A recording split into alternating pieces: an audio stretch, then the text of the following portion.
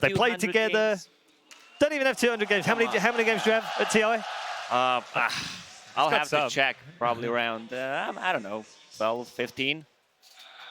How many do you have, Jack? Just kidding. I have 50% win rate on the main stage as a coach. Thank you. Lacoste. My percentage is lower. All right. Well, these guys are going to continue fighting amongst themselves on the panel for I don't know, just giggles, I guess. Talking of giggles, let's bring in Casey and Slacks and say good morning to our intrepid reporters. Have you recovered, Casey? Things are good over here, Red Eye. Everybody is just starting to fill into the arena, and Casey, today's going to be a good day. It's going to be an amazing day, and it's been great listening to everybody kind of talk about the stories of TI, and now that there have been so many of them, we have so many different vantage points of what it's actually like to be a coach, to be a player. So I don't know if you know this. There are many players who are now coaches who are willing to talk about that transition. Oh, my goodness. Well, I wish we could talk about those coaches and hear what they have to say If only. in a transition to a video. The reason I wanted to get the three of you in the same room, and there are actually a few more that we weren't able to include but wanted to, is that you have a unique perspective being players turned coaches. So can I get from each of you just really briefly to tell me what made you want to try coaching? So it was for sure not something I've planned. I kind of always told myself that I would not be a coach. Really? Yeah, but Why? I don't know, because I always enjoyed competing very, very much. And it's something, even though you're still competing as a coach, it's still not really or exactly the same feeling. But the more I do it, the more natural it feels to me. Back like 3 years ago or more, Kuroki asked me if I'd like to coach. I told him I don't know what to do, and you think is good. And over the years, I kind of developed my own style. 我觉得应该是在 TI7的那个契机吧。当时我本来还是一个选手，但是很遗憾 TI 差一步没进去，然后之后就接受到了好友 Bernie 的邀请，然后就去了 IG 做教练，然后在短短1个月的时间里，我觉得做教练很不错，从一个教练的这样一个角度跟身份去更能看清这些大局跟战术上的东西，所以也是从 TI7之后我就决定做教练了。 发挥自己更擅长的东西。What do you think it takes to be a successful coach throughout TI? TI is crazy tournament where anything can happen, and I just think it's so important that you stay composed, that you stay true to your own identity as a team and believe in your strategies, you know. 因为从历届的比赛或者从历届的 CI 来看，其实有很多的王者，最终的冠军，他们其实一开始的路并不顺。 就像 TI7的Liquid 一样，他们是从甚至第1轮就掉到了败者组，但是呢，他们一路越打状态越好，越打信心越足，一路过关斩将，最终从败者组杀上来，夺得了冠军。我觉得作为教练，或者说一个队伍里面的队长的话，我觉得都要有这样的作用，能领导一个队伍。Can you each say one thing that you admire about the other two people on this couch, as far as either as a player or as a leader? I mean, I think that for him, the impression I got from him coaching Liquid was always a very, very positive one. But seeing you be coaching TNC has actually made me respect you a lot more, because I think that after you join the team, I feel like they look like a team, and I feel like that's the coach's job. For TK, I would say I respect him immensely. I've known him for a long time. I've played against him. He really looks like he fits that role, and he looks responsible for all his boys, you know. But also, I think that in the beginning, when I was starting to coach, he even gave me some nice supportive words, and that really inspired me. What did he say? I mean, I can't really. Oh. You know, these are personal things. Nah, but you know, it's reminded you to focus on the important things, and then reminded you that what you have to do to help these young players perform, and the rest of it is personal between us, but I respect it's my boy. For me, I don't know where to start. Actually, I feel like very outclassed here, sitting between like two legends. For Loda, actually, he was Alliance was the first team I watched. I was absent for the first 2 TIs because of the military, and I remember thinking that the Dota I was watching was so beautiful at the time. He was like one of the players that captivated me when I first switched to Dota 2. And I've heard him speak like outside of tournaments to his team, and he was very more emotional than me. Like he had a lot of motivational speech type of guy. I'm very mellow in terms of that, so that's something I'd like to learn from him. And for ROTK, it's always been, he always does something magical to the team. Like we always say, we know he's a man behind this power that's driving this team forward. 我觉得首先很简单嘛，今天坐在这的3个人当中，我是唯一一个没有冠军头衔的人，然后对他们2个的尊敬自然就不用说了。我觉得就是这一份荣誉，我已经渴望他，可能渴望了有个8、9、10年了吧。就是老大的话，我觉得今年他能把队伍带进 TI 已经非常非常的不容易了，因为我跟他的关系很好。老大他其实之前就是受伤很严重，但是呢，他还是心系队伍，还是会经常在队伍里去探班。这种精神吧，我觉得很鼓舞大家。像现在 TNC 的教练Hen 的话，我们中国水友有句话叫做，就说 TNC 那个教练啊，Hen 有东西，就大概用他这个 ID， 然后来说他这个人做一个教练很有东西。任何一个冠军团队里的每一个人，我觉得他必然都是有他的作用的。在这一方面，我觉得我是晚辈，我要多学习。Thank you. It's really fascinating to hear, and it's fun for me and hopefully for people who watch to kind of see the brotherhood that exists and the respect, even though you're on different teams. So, thank you. And Shishi. Thank you. Loda, Heen, ROTK, 3 of a group of people who understand from both a coach's perspective and a player's perspective. And ROTK, more than anything, has a lot that he is putting on the line today in particular. Oh, man. And one of the great coaches left, and just a great guy, too. When we were filming that VICI skit, he was jumping all over the place, screaming at his teammates. The guy's a psychopath, but a good kind of psychopath, one that wins games, Casey. Now, I got a question for you, if you don't mind. You have talked to the most brilliant minds in all of Dota since forever, since TI3. Mostly all the best Dota knowledge could be locked in that brain. You've heard so much from them. What makes the best Dota players in your mind? That's a really good question. And I shall answer it. Honestly, the ones who are the best are the ones who understand the concept of playing as a team, the ones who communicate well, and the ones who are really good at being in the moment and adapting to failure. Well, you know who that reminds me of? ROTK. Let's go, VICI. Full, non-bias. Let's go. I love it. Thank you. Thank you very much, Casey and Jake, and also to the 3 legends that we had in that particular video. All 3. I'd come to you first, Jack, because I'm sure you identify with some of the things that they were talking about. Even more, because we got to experience firsthand the ROTK coaching at some point last season. So this was the early days of VGJ Storm. We made MBL Macau, which was our first LAN. And, since we were like with VG, we're like, hey, ROTK's here. Can we get his insight and his wisdom for a day? So he comes into the room. He watches some of our replays. We had a rough day 1. He's like stroking his beard and just thinking about stuff. And then all of a sudden it just starts. He's like, oh, this fight, you had 10K net worth, but you saved 4,000 golds, or you're really fighting at 6. He just goes back and forth.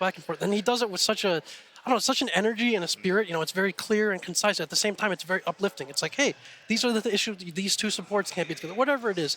And then by the time that he's done, the whole room, the atmosphere in the room is just different. It's like, yeah, like we're unstoppable now. Like we got this. The next day, we went 0-4, unfortunately. But the measure of Jack, that's not a good story. It's supposed to have been more positive than that. It's not on him. And in fact, he takes a lot of the pressure and blame off his team does, because yeah. you go on Weibo or whatever and you flame the drafts. Or, you know how much flack people get for drafts. He's like, all right, sure, bring it all on me. Don't put it on the players.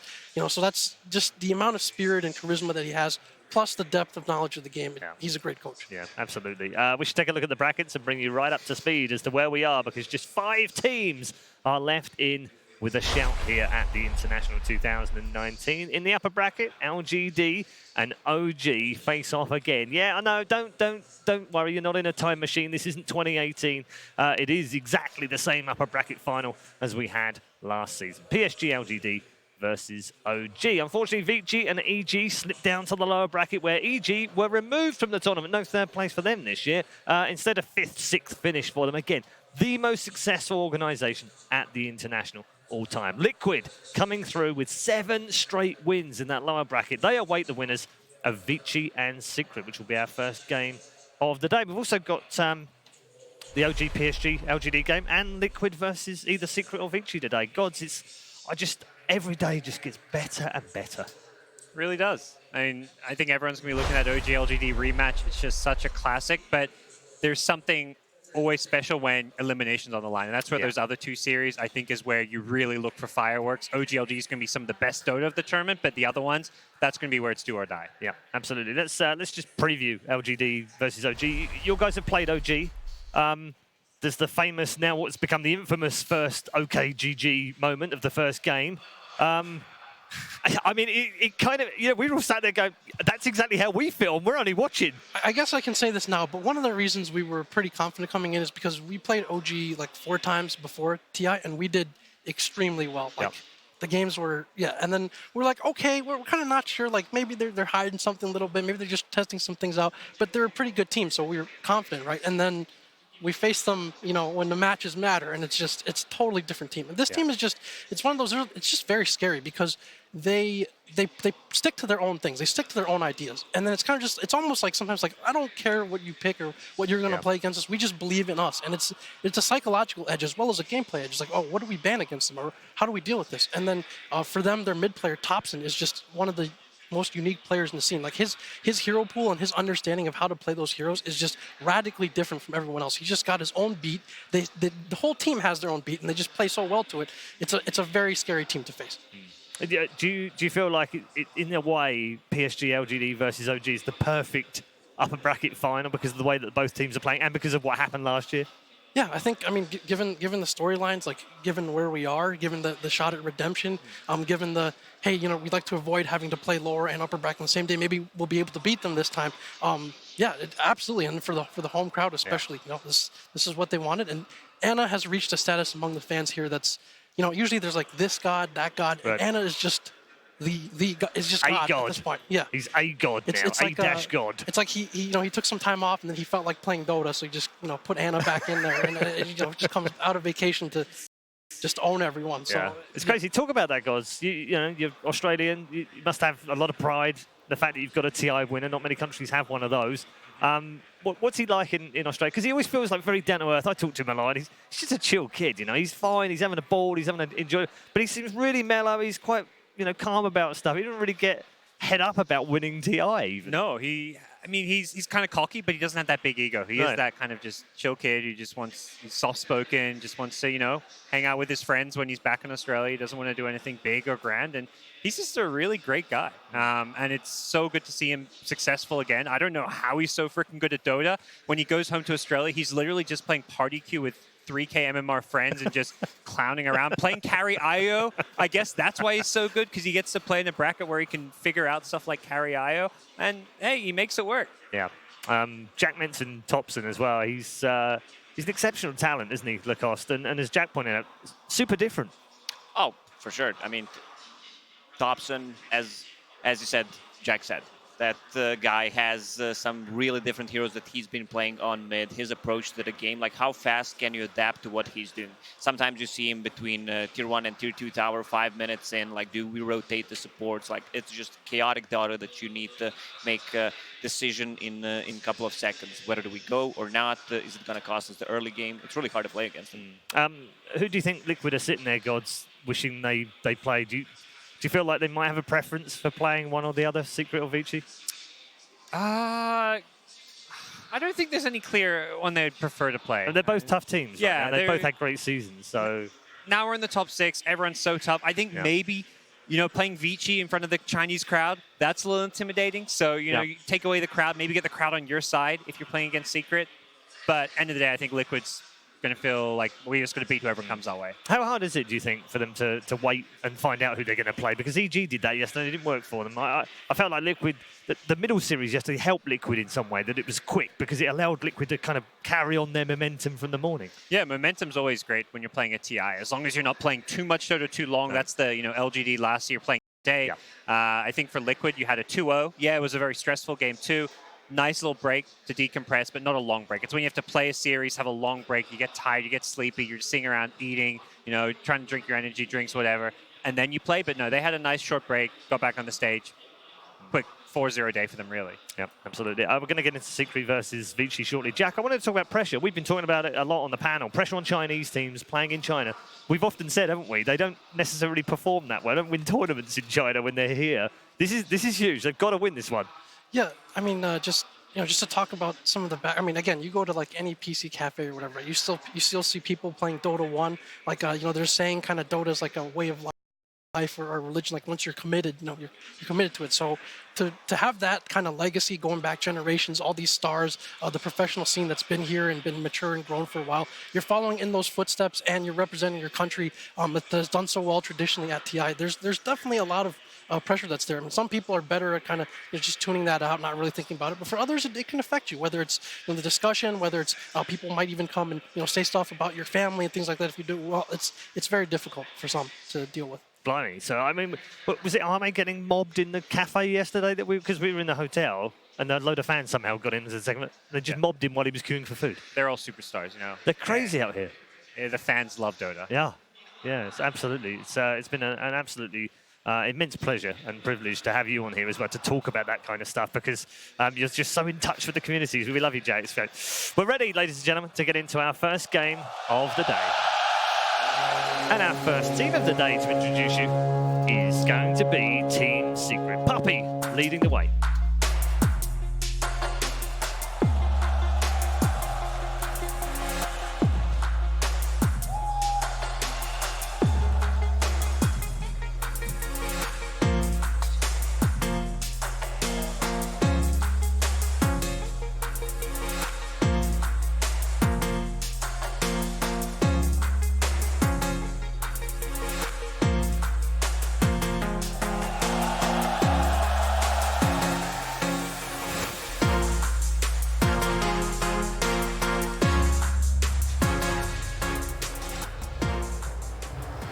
Here comes Team Secret, the first team out into the Mercedes-Benz Arena here in Shanghai on day number 5 of 6. We are getting very close, within touching distance, some might say, of lifting the Aegis of Champions. Only one of these players, the man at the front, has done that before. We're still searching for our second Aegis Champions, and Puppy is still in the running, along with 9 others left in the tournament so far of the 25 players who still have a shot.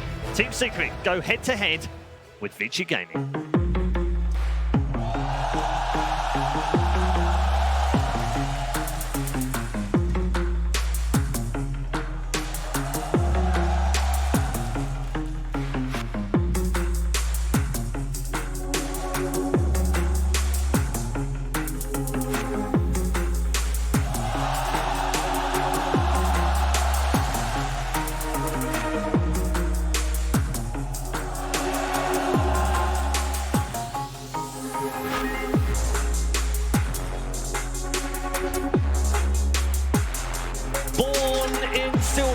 Determined to change it to gold.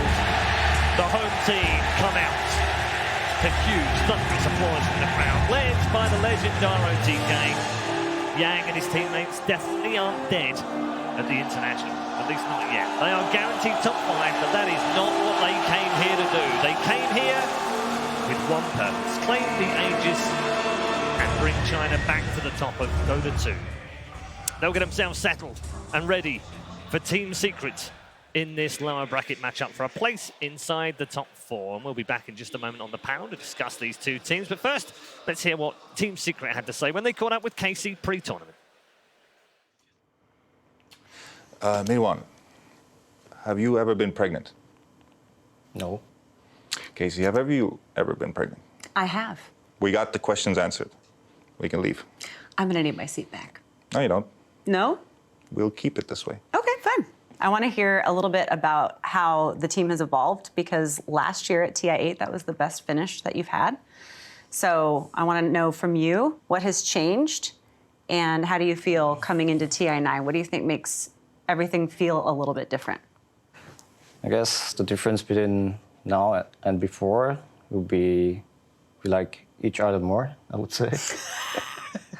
We don't really have any personal issues between each other. We just talk about games, and it's easier. Do you agree with that? Yeah. Everybody understands what they're supposed to be doing in a team. We have a really good chemistry together, and I've been kind of like searching for that exact chemistry between players, so they kind of like mesh. But like in the past, I've had a lot of issues with people just wanting to take over. Like, you know, it just happens naturally. You know, Kuro wanted to take also over, so like it just gets weird between people. And like there's this Fly perhaps who wants to take over. There's a lot of people taking over here. It just gets clashy. It just gets annoying. So people start hating each other and all that stuff. But that's only like related to me. But a lot of the times you won't find out until you play with a team member, and then you understand like, oh, he wants to be the most important guy. How would you say that Puppy has changed as a leader in the time that you've played for him? I think when I first joined Secret was, I would say he wasn't that good at first. He wasn't the captain of the team for a long time, and sometimes he doubted himself too. He wasn't sure about stuff, and he needs to gain more experience back into his blood, like knowing what's the best, you know. Sometimes I believe in him, so I just kept on playing with him. You agree with that? Well, you know, tough times during that time, you know. Yeah. TI6 wasn't fun. I know. Yeah, a lot of doubt in that era of time. I mean, Dota's our life. It starts oozing into everything you do. You don't succeed in Dota, you're wrong in Dota, you're wrong in life. You tweeted in all caps at Ice Frog a few months ago. Yeah. Did that make you feel better? I feel like he... It actually does. Yeah? Sometimes you actually just want to shout at the gods, you know, like... That's true. What is this shit, you know? You don't know. Exactly. Like...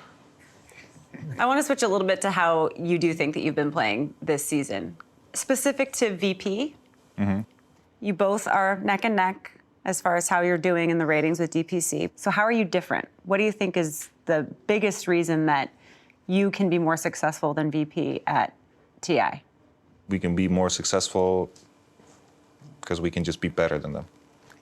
And it's just weird because like in Dota, it's if you're correct, you win. If you're not, you don't. So in order to win TI, something magical needs to happen. Like everything needs to fit. Everything needs to align.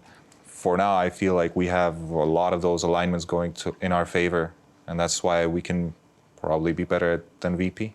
Pretty much everybody we've talked to has said that TI seems to be different for a lot of reasons. It's bigger than all the other tournaments, but also the mentality of it seems to be different, where anything can happen for any team.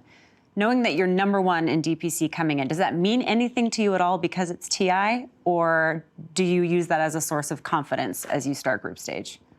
Nah, it's like it doesn't matter. We've all been there. You know, we've seen it many times before. Being a dominant team in the year does not mean that you will win TI. So we don't care. Yeah, it's true. You might be a major winner, but when it comes to TI, you might be nothing, you know. You never know. Yeah, we're losers. Only if we win. We're not losers. Second place, you're a loser. Good night, everyone.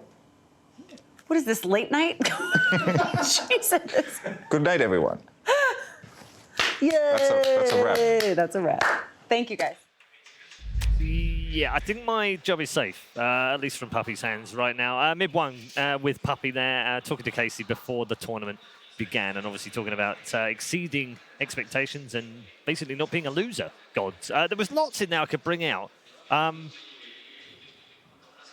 let's talk about the whole too many people wanting to take over, because that feels like a similar thing in any team, and I didn't expect it to hear a Puppy team like that. You see him as this larger-than-life character. He's strong. He's in front of his team. He's taking all the flack. He's drafting. That's the guy I see, and yet actually he's just as susceptible to all of it as everyone else. Sure, but I think the key thing with Puppy teams is it's Puppy's way or the highway. And I think a lot of these successful teams have these really dominant captains or figures in charge. And it's very clear when you see who's walking out in front on stage. You have Puppy leading the way. RTK for VICI Gaming there. Yeah. He may be the coach, but he's leading the team up there. He's kind of the emotional figurehead of this team, and those are the people that you look to when times get tough. I like how he says that there's only one correct way of playing Dota, otherwise you lose. And this is what you want to see from your captain, the confidence and, as you mentioned, my way or the highway from Puppy. Puppy is the dominant alpha male, and you can have more than one in the pack. I think there's a dichotomy between in-game leadership, obviously, and out-of-game leadership, right? Like, I've heard that Puppy is actually a very inclusive captain when it comes to drafting ideas, heroes. Like he's very open to trying things. Secret, for most of the year, although they started to narrow things down very recently, they've been willing to play seemingly anything, and so they'll experiment with a lot of ideas. But then, what about out of game? What does the captain do out of game? Is he the one who sets the example? Is he the one who does things the right way? Is he the one who deals with issues? And is he the rock that you can kind of lean on? So those are two very different things at times. I think out of game, unquestionably, that's what he is. And there's a reason you see some of the same captains and very successful people at the top of the game consistently, because they just have that leadership. They're the ones who build teams. They're the ones who players flock to learn and to be led and to be able to handle the high pressure situations like TI. And then there's in the game, it can be very different from person to person, but they've been an interesting team all year, and they've been dominant at times too. Absolutely. On the other side of things, very quickly before we get into the draft, Jack, VICI, it's very much led by ROTK. Explain to the people outside of China the kind of reverence in which he is held in China, because he's a god out here. Yeah, there's only a few coaches who I guess are kind of franchise coaches. Like, people will pay huge amounts from them. They, in many cases, get paid more than the players, are treated better than the players. And ROTK is definitely one of them. He's a larger-than-life personality. He's known and learned so much about the game. He's experienced it himself. He's just a great leader. He just has that energy, that charisma that makes you believe, that makes you think whatever he says, yeah, that makes sense. Yeah, let's go do it. And he's willing to make the small sacrifices for his team as well. Like I said, be a lightning rod for criticism. Always stick his neck out there for his players. And, that's what makes him such a great coach.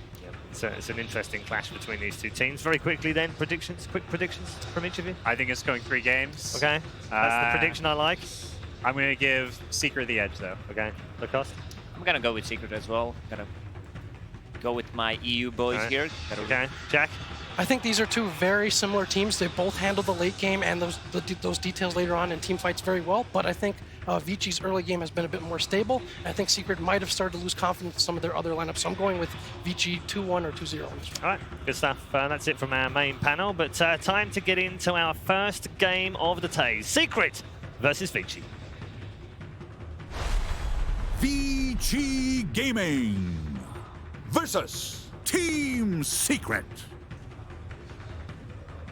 Game 1. Welcome everybody to the draft panel. My name is Tsunami. I'm here joined by CCNC and BSJ, two North American titans of industry. CCNC, I'm glad you're here because specifically I've had a few questions about Mid-1 this tournament.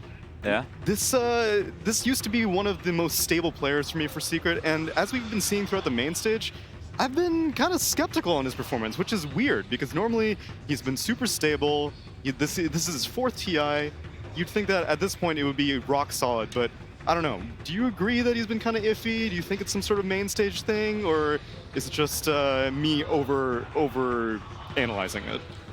To be honest, I think a lot of times on these super high tier teams, whenever individual players look like they're having, weak spots or they're having bad games, I think a lot of times it's more of a team dynamic. It's, the team is sort of having strange ideas, or they're picking different heroes that's sort of causing one player to be a little bit out of their comfort zone, and it shows on one player's game more than others. But I feel like Mid-1 is like a legendary tier player. The way this guy thinks about the game, the heroes he's able to play, you look at the way he plays pubs, the variety of heroes he plays, and how he's still able to have like an incredibly high impact on every hero. I think he's the type of player that will always he'll always come and perform, and sometimes, because of the way the game plays out, it may look like he's having an off game or something, and maybe that occasionally happens, but I think as a player he is like as stable as a mid player as you're gonna get.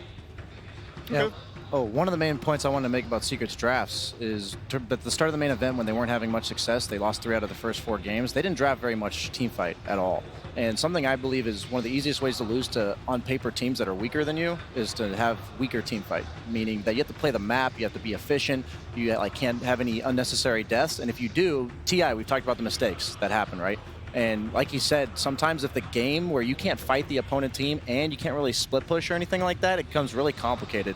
And sometimes it just shows, even on the best players in the world, that if the game's not straightforward to play, and like you said, out of your comfort zone, you're just not going to look like the class of player that you are. And I think that's why Secret looks so dominant over the course of the season. Anytime I spoke to any other team, they were just like, Secret is they're the best team fighters in Dota. They're the best team fighting team in Dota. And if you have that kind of intimidation factor, then you're willing to give up some ground in the early stages of the game, because whenever 5v5 engagements start rolling around, your vision game, your execution game, all that stuff is going to be far superior. Yeah, no, for sure. I mean, I think what's sort of interesting about these first few picks is that Secret gave up the Tidehunter. I think if you look at VICI and LGD's series before this, where VICI dropped down, I think Tide was first phase banned in both games. I think they've been prioritizing this hero like very highly, and sort of what BSJ said about this team fight. There's sort of these TI heroes that people fall back to, your Earthshakers, your Tidehunters, Enigmas, Voids, things like this that we see like being picked quite a bit right now that make the game simple. They make the game, you have this hero that's going to stand in front of your tower and you can't go on him. If you go on him, he's going to press Ravage and you're going to get wiped. And it allows you to, play for this win condition, pick your hero that's going to outscale the other heroes, and you can sort of sit and defend your towers and play the game in just a very stable, calm way that makes it easy for, your puppy to just say, yeah, let's just sit here and let's defend this tower and farm up because Nisha's going to carry this game. When teams have been picking Tide against Secret, I was going to highlight the Void Ban as well as Enigma. Team Secret has liked to pick heroes with stuns that aren't purgeable by Kraken Shell. Because like he said, if you go on him, he gets the Kraken Shell off, Ravage, suddenly you're going to lose the team fight. And if you have that straightforward way to say, we're going to use this ability to kill that guy, it just makes the game way easier to play. And with Team Secret, they had picked Tiny absolute first pick the last 3 games that it was given to them. And I like to see that VICI Gaming banned it out because it sets up the Void so well, the most potent combo we've seen with the Tiny Ags throwing the trees and basically one-shotting any hero that gets chronoed. So the Void gets banned out. There's still the potential for the Enigma that you mentioned. Is there any reason why you think Secret went for a Rubik as opposed to like a Grimstroke, who is another hero that has one of those unpurgeable Kraken Shell, can't get rid of the silence kind of situations? It's just comfort for Secret? Man. It's just the Yapsor? You get to steal the Ravage. Why not have your own Ravage? True. So, okay, yeah, so it was Rubik on 4, it was 2-3 Tide Lush. Okay, Correct, yeah, yes. I didn't see the order. Yeah, I mean, I think Rubik is also a pretty solid hero against Leshrac. It's one of these heroes that has, you steal this nuke and you have this Fade Bolt, and Leshrac wants to come in, he wants to edict your tower, he wants to be able to walk in this ball, and whenever you have this 4 that has this strong outpush, it makes it very difficult to just walk up to the tower because you're getting low, and then suddenly you're in this HP range where they're going to jump you with their Blink Dagger and you're going to instantly die. So it gets harder to like push these towers. You can also steal the Edict, which is pretty nice, but I'm sure at some point in this draft, VICI's going to pick some nuke, and Yaptor's going to steal it, and he's going to be level 9 sitting at the mid tower, just deep-pushing this wave, and it's going to get really annoying for VICI. And even without that, the Elder Titan provides a hell of a lot of deep-push, and well, there's a hero with nukes galore and disable galore. VICI Gaming going for a Lion. So is Secret going to respond with the teamfight disables of their own, or are they going to pick something like Abaddon that we've seen some teams prioritizing against these high disable lineups? I think there's kind of 2 different ways they can go with this direction. Do you have any idea, Quinn? I think an Abaddon or an Omni Knight is definitely possible. We sort of talked about like how Secret have these these supports that make it very hard to run into your territory, so you can sort of outspam the waves, keep VICI Gaming at bay with the Centaur. So I mean, it gives you the blink stun, it gives you the burst, the jump, but they won't have these saves. So they do have this deep push to keep people off towers, and they're going to play for their Blink Dagger timings and have Nisha on some hero that's going to be able to farm his BKB, because for a while it's pretty difficult to fight into VICI's heroes if you don't have this this carry getting really fat. And that is something that Secret's heroes do very well, is they're able to play in this ball, they're able to be this sort of 4-man unit, potentially with mid-one's hero, to stave off, this VICI Leshrac coming at your towers, Tide backing him up, so you can, buy time for Nisha to have this BKB unkillable carry to slay them. So you're already assuming that a BKB is coming early on. Does that mean that Lifestealer is a I was possibility? thinking the same thing. Because if you want a hero that needs to build BKB, why not just have your own built in? No, for sure. I mean, I think that's definitely possible. It's a great suggestion. I think it's a very good hero against Tide. I mean, it's good against all of VICI Gaming's heroes on paper, and like you said, it has that BKB early on for free. So you get to chill and sort of farm up in places you wouldn't normally be able to, and get to that crucial item timing where Tidehunter isn't this unkillable beast anymore. I like that Team Secret is sticking to their comfort zone heroes. I was going to take note that they've basically, VICI hasn't picked a single hero other than Warlock more than once this entire main event, while Team Secret, they had picked Tiny Void every game, and they've picked these heavy team fighters. Centaur, they have gotten 80% win rate so far, including the group stage. And I think that like this Rubik Centaur combo, as a carry player myself, it's just so hard to lane against. You're always under threat of just getting lifted into Centaur stomped and losing 80% of your health. VICI Gaming going with Earth Spirit, there is so much disable on the side of VICI Gaming, and it's all very easy to combo. As long as, you know, you manage to get a roll that connects randomly, all of a sudden the Split Earth might come in, or you land with a Hex early on, then, you know, Tidehunter is going to be feeling very, very, you know, willing to ravage if anyone from Secrets tries to stampede in to save that X target. Yeah, I think with the Earth Spirit pick, potentially they're sort of telegraphing. They're going mode pull the waves and, you know, potentially look to kill in the other lanes. When you pick a Lion, he's not a particularly strong laning support. He's all right.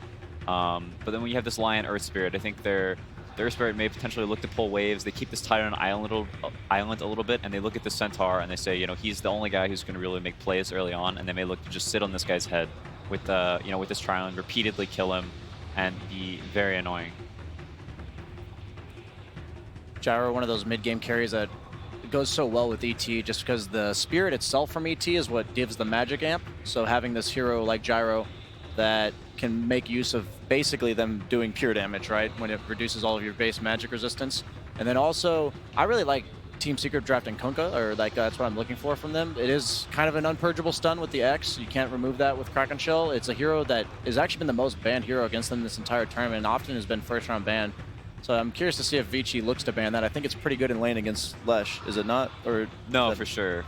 I think like another, yeah. I mean that was a great ban. I mean Secret already has, like you said, they have so much magic damage. Like it's not easy for VICI to run in, and if they get this, all right, let's see what they replace it with. Oh!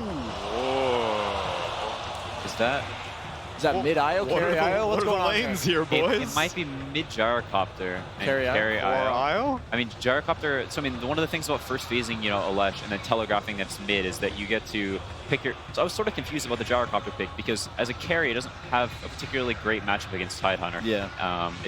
Tide's generally considered one of the better heroes against Gyrocopter. But Gyro was very good against Leshrac in the game. The lane is like an even lane, which is, you know, something that a Gyrocopter is pretty happy getting out of here with pretty low base damage. And I haven't seen Nisha play the IO carry, but maybe he can. You know, like OG's, you know, favorite duo with this IO is this IO ET, because you have this boss lane, you have this supercharged ET running and slapping everyone, so I get the CS with this kind of, you know, weak start. I feel like a Tide would have a pretty rough time laning against that if that's what Secret's going for. So do you think Secret were willing to go for this because once the Earth Spirit came out, it became pretty much confirmed that Leshrac was going to be played mid? And then once you know the mid lane matchup, then you're like, all right, you know, I can send Gyro there. Yeah, I think that's definitely part of it. That would be really cool if Secret played this, because I've never seen Nisha play it before. Yeah, taking a page out of OG's book. Yeah, I mean, the only thing about IO that got nerfed since he was one of the most broken heroes in all of Dota was the early game regen. And now, since you don't have to partner with the Gyrocopter in lane, you can still be the same hero you are in later in the game. And I think it's this lineup from VICI. Medusa as a hero, you have a lot of catch with the Lion Leshrac, who's going to build the Yules, but I think the Wisp lineup's kind of just kite them around the map. I feel like Secret will be able to take the engagements they want to take, but they're going to be scrapping. They still have a lot of team fight poke with the Rubik and the ET. I personally like the way it's going to work out for Secret this game. All right, then. We're going to have to answer a couple of questions, but I've got just the man to do it. I've got Purge with the last word. I really like what Secret did with their lineup here. They opened up the Elder Titan, and that gives them the potential to do a lot of magic damage. But what was cool is that they didn't really show their cards right away. They held their core important heroes until the later points in the draft, filling their lineup in with Rubik, who also works very well with ET, as well as the Centaur. Lots of magic damage and gives them the ability to disengage. On the other side, VICI Gaming focused on a lot of stunner-type, teamfight-type heroes because it's going to make it easier for them if they do get a catch to secure those kills. And then finally, they grab the Dusa to round things out. That's going to make it very difficult for Secret to initiate on them because he can take tons of damage and turn team fights if things go a little bit bad for them, and they can back that up with their extra stuns. So what Secret is trying to do on the other side with their carry IO is deal even more magic damage and also give them a lot of tempo that's going to push them into the mid game, where he can not only be a carry himself but make Gyrocopter even better. It's going to be an incredible match. This is an elimination match, so make sure you guys stay tuned. Let's throw it over to the casters. Yes, we are totally ready for VG versus Secret. It seems these teams are just destined to meet in the lower bracket of TIs. Last time they met in lower bracket round 2. Now they're a little bit further on the competition, and the meta's developed up a little bit, and it seems like Team Secret's taking a leaf out of OG's book. Yeah, this is a definitely something that must have caught VICI Gaming by surprise. I think it's the first time Secret play IO in the whole tournament, I want to say. I don't think they've played it on support a single game. Maybe I'm wrong on that, but nothing comes to mind at least. And they're putting it on Nisha, which is, like you said, it's an OG strategy, basically. Yeah. But that said, it's not exactly the OG strategy, because yes, you do have the Elder Titan IO lane that OG have been playing, but the difference this time around is you don't have the same, like the OG draft that we saw on the main stage with the IO, OG played it around this mid-game timing where they have really, really good sustain and just end the game. They had a Bristleback, they had an Omni Knight. Yep. Secret's lineup this time, they don't have that sustain. They don't have this Omni Knight to keep people alive. IO is a lot more susceptible, and they don't have this really tanky front line apart from the Centaur. So I feel like the strategy will work very differently than what you saw from OG 2 days ago, I think it was. I'm also wondering how the sync actually works between both Nisha as well as Mid1. It feels like OG does it so well because of the way Anna and Thompson play these kind of hybrid 1-2s, and then they sync up together to become this, or like, what is it? We're saying morphing together? What is that? I forgot what that term is. Oh, I call myself a nerd. Tether? Okay, we'll call it tether, but tandem. Tandem. Okay, tandem. Yeah, like a bike. But yeah, so Team Secret, like how does that actually work with them? How do they play to this kind of timing? We're going to see as this game unravels. The other thing which kind of surprised us, and Purge was flagging too, was just like that first phase pickup. You got the ET. You got the Rubik. You decided to actually show both your supports at the very beginning. Do you think that's also because like Team Secret, like we're going to surprise you with our 5th pick anyway? I think either you go for the Rubik there, or based on the tournament so far, you would have gone for Faceless Void, because he's good against the Tide, he's good against the Leshrac, and you already have the Elder Titan that can combo with the Chrono, but the decided Rubik was more valuable to get for Yapzor. Perhaps, I think both teams play both Void and the Rubik, so I don't think necessarily there's a direct argument that you take it away from VICI Gaming. As for VICI, they're going to find a D-Ward here immediately for Fade. That's a great start for him. VICI are on very comfort heroes too. They've got Orion, his signature Medusa in the mid lane. Paparazzi/Shrek has been really, really good this tournament. Strong supports from them, as well as Yang on the Tidehunter, which VICI Gaming and LGD both have considered probably the best offlaner in Dota right now. They're rated over everything else in that role. And this actually has to be a very scary top lane. D1, actually a 3-man stun. Sure, we'll have ourselves a 45-second Ravage. But I was going to say, like, it's going to be a really rough lane for VG Gaming, because you're running an aggro tri-lane into an ET. This normally doesn't end well for you, especially with the combination of the IO. The IO and the ET is also that classic kind of combination. Fade. He just outplaying Puppey. Puppey went to Sentry, open the camp, and Fade was already there, and he instant tangoed Puppey's Sentry. So that's a Sentry wasted, and that means there's no pull. That's a big deal for Secret up here. When you play Try versus Try in your own safe lane, you want to pull this camp. You also want to be able to use the creeps for Astral Spirit as Elder Titan, but they're just not letting him. Puppey won't have access to that many creeps to run that Spirit through. And VICI Gaming's lane, sure, Elder Titan is strong in Trans, but look at how strong VICI's lane is on paper. Triple stuns, lots of AoE damage, and 2 ranged heroes as well. It's just great control if someone does want to initiate. They can answer back. The bottom lane is also a bit of a fun melee versus melee. No one should be dying down here. It's Tidehunter versus the Centaur. And so far, it's just a full CS game. And then the mid lane, Ori versus Mid1. Mid1's just harassing with the rockets, but he's out of mana. Problem with the level 2 Mystic Snake is Mid1's never really going to have that mana up and running. And something that wasn't mentioned about the Medusa this game that you just reminded me with the rocket is Secret don't have really good single target damage. Oh, hang on, top lane. Yep. It's going to be It's fine. So, what you generally want to have against Medusa, is it fine? Oh, actually, yeah, maybe it's not. Yavsor cut the lift, but then again, they turn around. This is what happens when you initiate. The kick came through. Puppey, the chain's done from Lion. They're bringing down the Elder Titan. He's just trying to get the life. D-Way, barely alive for the trees, but he survived just long enough to get Paparazzi the first blood against Puppey. They were fighting through a 3-man Fate Bolt. They had so little damage to work with, but it was still just enough. So about Medusa, generally the way you kill Medusa in fights is that you have some heavy single target damage, or that you can kite her and kill her team. And I don't think Secret's lineup is particularly adept at either. They don't have very good single target damage. Gyro is a spread damage carry. Io, once it gets the Spirit talent and the Ags, decent, but not fantastic by any means. And your kiting potential is primarily built around the Centaur Stampede, which is obviously a key cooldown that you will have to have available. So I like the Medusa pick a lot here, and we'll see. Going again. Puppy started this one off. The Split Earth buys some time for the rolling boulders. Just a chaining stun into Puppy, and then DY creates the body block. Yapsor wants to go for more because it's Yapsor with a Fade Bolt and the last attack. He'll get the kill. May lose his life. The Split Earth from Paparazzi gets the chain stun. Nisha again trying to give the life back with the stick charges. It's able to work, and Yapsor over onto the side of the tree lines. Lightning slowing down Puppy, so he cannot keep the attack going. But DY, it's just never-ending stick charges in this try versus try lane. Oh, and you'll Fade. So close to getting that rolling boulder up, but with the kick, the slow's still going to be there. So DY able to get the stun, but Puppy putting Paparazzi to sleep means they don't get the chain stun with the lightning into the trees. Again, these stick charges. Nisha getting them all up and running, so Puppy back into the fight with a plus 60 damage. Yapsor's coming over, doesn't have a lot of life. Neither does Nisha. Man, Team Secret, they're being drained of life, but they just keep sustaining through it. This is a brawling lane. Every hero has a magic stick on both teams, except for the Earth Spirit, who's probably going to buy it next. He prioritized getting boots. VICI Gaming are not really trying to go on the IO, though. They're going on both the Rubik and the Elder Titan as their priority, and that means, obviously, that they will have that double regen running with both IO as well as the hero they go on having regeneration. So maybe they feel like we have to pressure the Elder Titan so that he can't just fight back, and if we go on the IO, the trade's going to be unfavorable. It's just a bit uncharacteristic to see this in this kind of lane. And someone's going to have to do something about this stack on the side.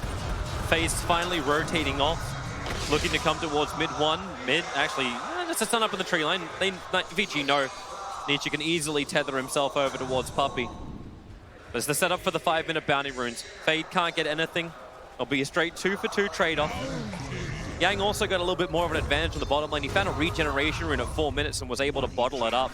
So he's been very much in the face of Zai, who's having to do it a little bit tougher. But it's still pretty much equal CS on the bottom lane. And equal in the levels. Zai popped the retaliate stacks. He hits hard. Stealing a lot of damage to Yang. He might actually solo kill him. Man, the reach is meant to help him. End up having triggered a little early, so he'll salve and bottle charge up while up on top lane. Here we go again. Yapsor stampeded forward, right over the top of Paparazzi. They got the movers beat Team Secret to walk over VG Gaming under the tier 1 tower. Zai hit 6 and instantly Secret make global use of it. That TP down from Fade made the top lane move extremely easy. The moment Zai forces this rotation, they know that, okay, top lane can very easily get kills here.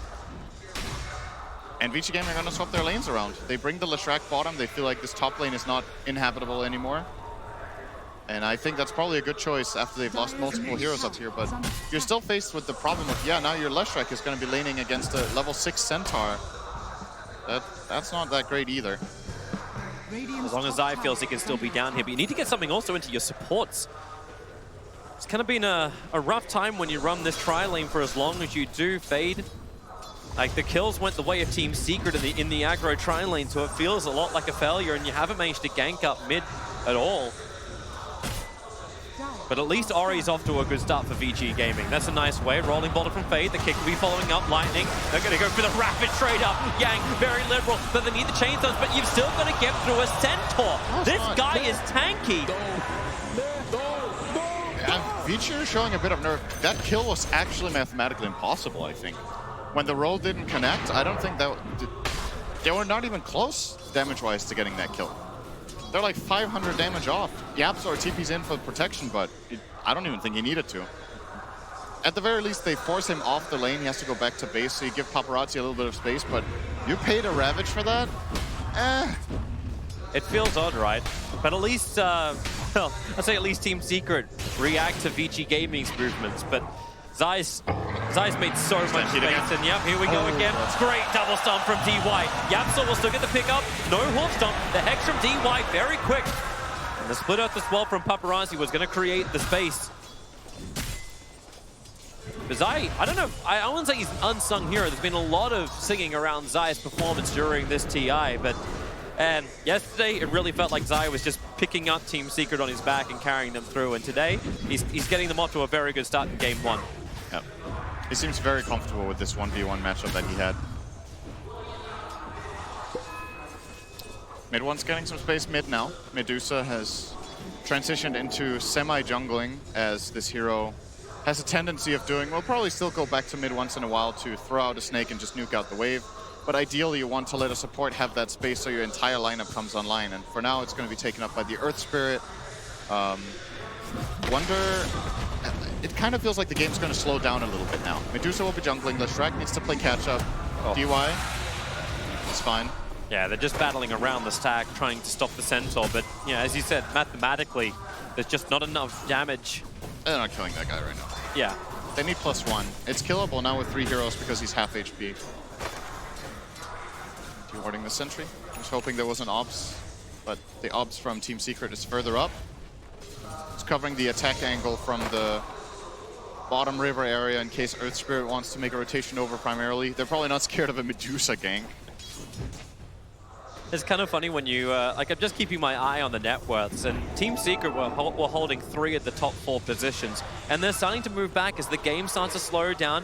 VG continues to get these heavy stacks, Ori continues to get more and more farm, and because Yang after he blew the Ravage, he TP'd to the top lane, he's just having a complete free lane. Io was, like, moved off, he went into his northern jungle, then he went to the southern jungle, and what's Puppey able to do? He's just got to drag the creep wave down. It feels like they're not being punished for the downtime of Ravage, but Team Secret, do they even want to punish? Like, you want to keep farming, right, if you're playing this Io? I don't think your lineup really has punish apart from if mid one gets involved. He's the key hero that has to be part of the move because he has clearly the most damage right now. Io wants to jungle. Io's not going to do very much else. It's also Nisha, that's kind of Secret's recipe. Their playstyle is very much centered around Nisha just farming a lot and the other 4 players making the moves. But if Gyro is not in a position or willing to go anywhere, I just think we have a little bit of a stalemate for now. Well, we'll battle for the 10-minute runes. Yeah, so 3 for Secret. Yeah, it will be. Paparazzi's like, maybe I can come up. No. I do not have the levels. I still do not have the damage. Will he actually have the sustain? Team Secret's building up a lot of, like, well, they've already got a lot of teamfight control of their own. I'm wondering how long Paparazzi can survive once the fight begins. Yeah. I think this is the kind of game where BKB is an absolutely integral item for both teams. Leshrac definitely wants one. Gyro definitely wants one. You might even see BKB IO second item after Ags this game as a possibility.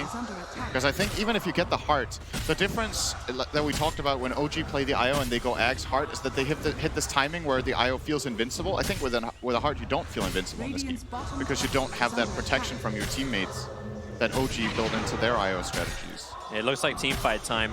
Yapsor came down here with an Invis rune. Zai's going to move into the trees. Paparazzi, he's going to actually get the quick silence over on the Centaur. I will be able to stampede with the stun from Paparazzi and the rolling ball from Fade.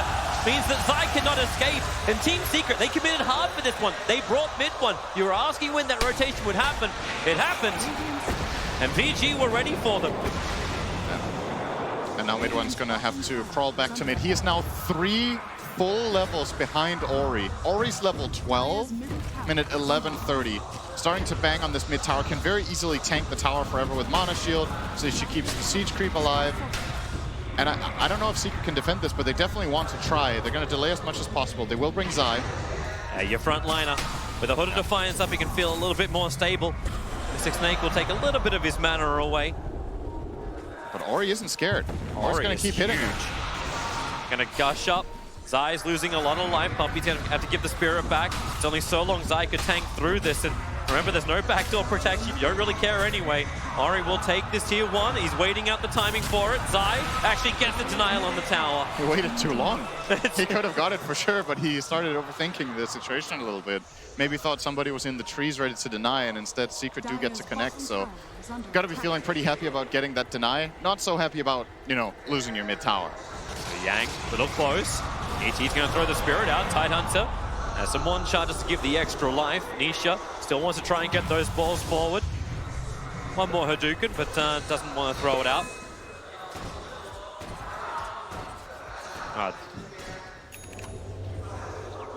It's getting a little hairy on all the lanes. Even DY is hovering around now. Finger of Death is up, so you got that burst damage, Team Secret.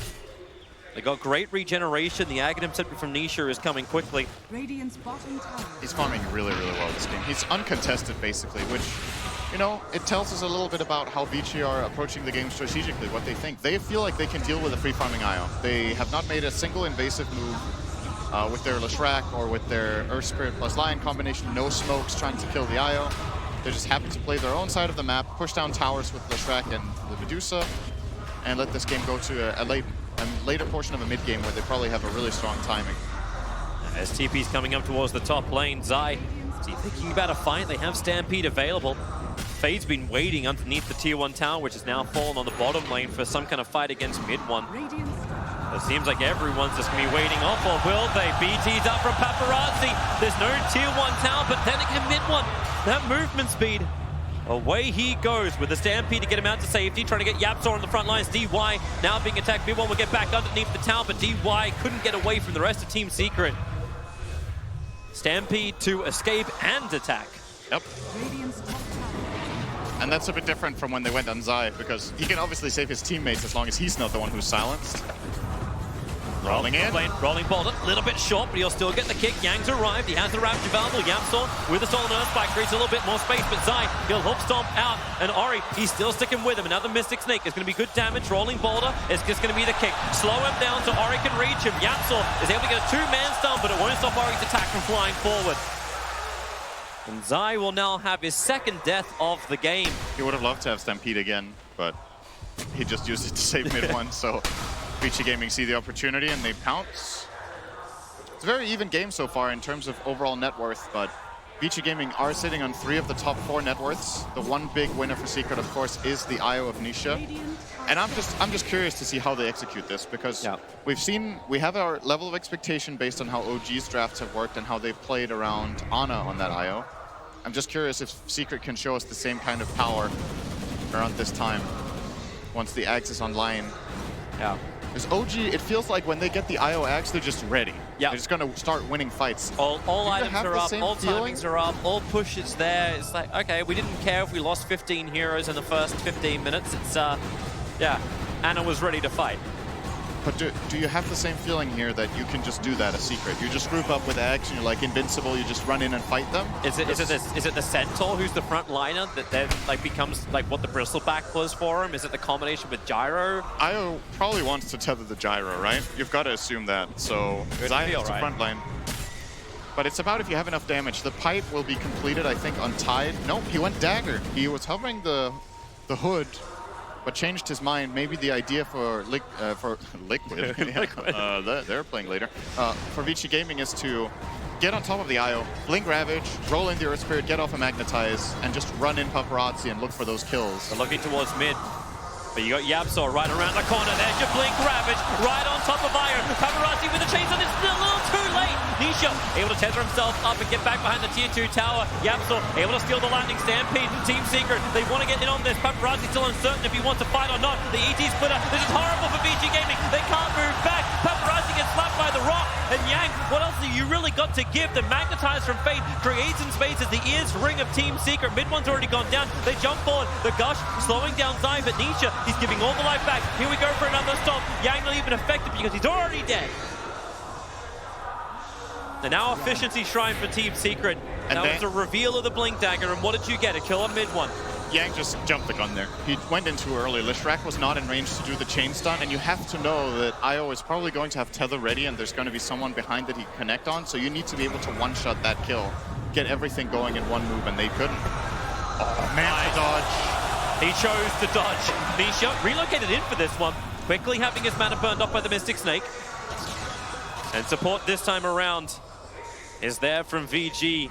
Zai just on the other side of the tracks, and Yang gonna blink forward. They're looking for the stomp to put people asleep, but they're not really affected. Great Earth Spike. Zai, another Mystic Snake, gonna take a lot of the mana out of Team Secret. So Ori will get 100% back. They're now underneath the VG Shrine. Team Secret, is this your turn to go too far? With a Centaur stomp controlled by Nisha. They set up Ori. He needs to get back a little bit further. DY will give him that space to do so. Zai is still the front liner for all of Team Secret. The Stone Gate is on. Fade tries to get away. DY looks like he'll be the sacrificial lion. Yapzor's able to reach him with the Fade Bolt. Leshrac in a little bit of trouble. That homing missile from mid one's coming in, and with the call down, they may just have what they need. The kick, they tried to get him down. Fade attempted, but it was just a second too late. The Yapzor at least gets him some cred. They need the Ravage to be able to fight this. The IO is just doing way too much work right now. VICI Gaming, they can't get in on top of the IO, so over the course of these fights, Nisha is just slowly but steadily going to whittle everyone down with the spirits. This Aghanim Scepter has proven to be quite insane, some might say. TP's coming over. Medusa's in trouble. The ET splitter's going to work. DY tries to create some space, but he also gets caught inside the splitter underneath the shrine. Medusa gets a lot of mana back again, but where's the extra life? Trying to get the split shots off, but it's just not on anywhere near enough damage. The Tidehunter went to the bottom lane. Wasn't there with the Ravage either. And Team Secrets, like VG Gaming, now come to them. In fact, Paparazzi caught lacking in the mid. But no jump forward, still no blink on Zai. And that's just a big mistake from Ori, TPing in here in a very exposed position. Secret, you have to have known that they were somewhere in the neighborhood, and they get a free kill on the Medusa, the top net worth hero of the game again, and now VG Gaming are in a lot of trouble. They lost another tower. The tempo of the game is ramping up nicely for Secret. Looks like Nisha will still be going for a heart, not the BKB. That was a possible option. It's damage issues now for VG. It will be. They will have, just as much as Secret have issues with focus fire, so do VG Gaming. They're split damage lineup too. You have Leshrac who does split damage, you have Medusa who does split damage. Your only real focus fire is Finger of Death, and that's falling off against this IO very quickly. 2k health currently, sitting on Nisha. And this was even before, keep in mind, this was before Nisha was level 15. Secret took these fights without the actually strong spirits. They're about to come up, and then it gets a lot worse. So what do VG do? They smoke up themselves, 3 men together. They'll walk in front of Roshan. They will come for the IO. They'll come for whatever hell they can find. Radiant will scan up the 20-minute bounty runes. At least what they're able to secure with this smoke. But they need more. They need some extra information. Lion's on the way to go and do it. Observers and sentries, they need to watch the IO's movement. Very high up in the lane. There's that blink from Zai I was looking for. His jump and initiation. I love how too VG Gaming, they were having that fight around their bottom shrine, and Zai's literally standing in the middle and they're not attacking him. It's like, we cannot, we should not. Blink pipe, Nisha gets level 15. Secret just hit a huge spike right now in their power. As if it wasn't good enough already, now they're way stronger than before. And VG Gaming, can you take these fights? It feels like when you're playing against this IO lineup, similar for OG when we saw it earlier, if you make one bad teamfight mistake into this team with IO, there's just so much momentum. Such range. Deadline. So easy for Yapsol to steal. That Ravage kill attempt in mid they did with the Tide Leshrac just cost them Ori, their entire grip on the game, basically. Tier 2 towers are not safe. TP out inside the trees. When that IO is up, you will dive the tower.